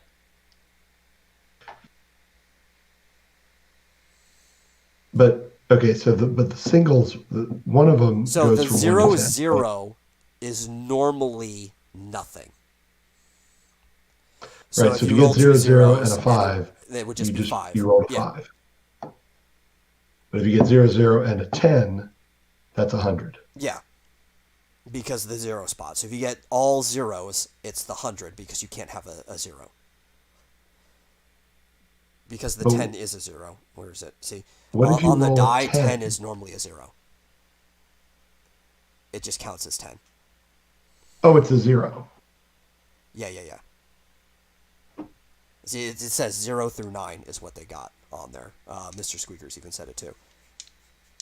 So if you roll all zeros, that's your 100. 0 through 9. Yeah, yeah. So if I rolled the 10 on here and I rolled the 0 on here, it would just be 10 flat. Okay. Yeah, yeah. All right. I got you. I got you. I got So, the whole standard set. I like mine too. They're kind of like galaxy colored, like a nebula. They're nebula colored. And it's hard to tell yeah, because it that's won't focus. But farther away. yeah, I'm trying to. I need to just turn the autofocus off, but every time I do, it turns it back on. It's Is that a 20? yeah, this is D20. It even has a crit symbol on here instead of a 20. Yeah, which is kind of like Perfect. this weird little flaming leaf thing. But it's got like yeah, sparkly dye. There's like little glitter inside of there to look like stars, and it's got like dark spots and bright spots. They look like nebulas. Yep. Zeros can't be chens. What kind of Chinese commie math are y'all using? Hey man, I didn't make the system. I just use it. I think I But we don't use understand. 20s in this system. Well, I'm gonna have to go to my local game shop or whatever and Most get a comic set. shops have that type of stuff. Yeah. I actually would let you roll actual die if you want, if you just point your webcam down on it. It's Yeah, just yeah, I way thought about that. easier to use the roll 20 system most of the time. I might have to do that. Yeah, yeah. I've been thinking about Maybe keeping next. mine over here just so I don't have to keep typing in GM roll and just. I should have done that today. Mhm. And rolling it on my mouse pad so you guys can't hear when I'm actually making rolls. Yeah. Well, I can maybe get my like I can point my phone like at my desk Yeah, yeah. and and use reflectors so that it's like always like maybe in the corner somewhere. Oh, okay. So you can always see my desk. But anyway, Yeah, I don't care. As long anyway, as I can see your rolls, I'll let you use real die. cool, Yeah, cool. yeah. That would be better. That actually be well, could potentially be faster. Well, it would be easier for me, frankly, Then because I have typing like in the roll rule every book. time.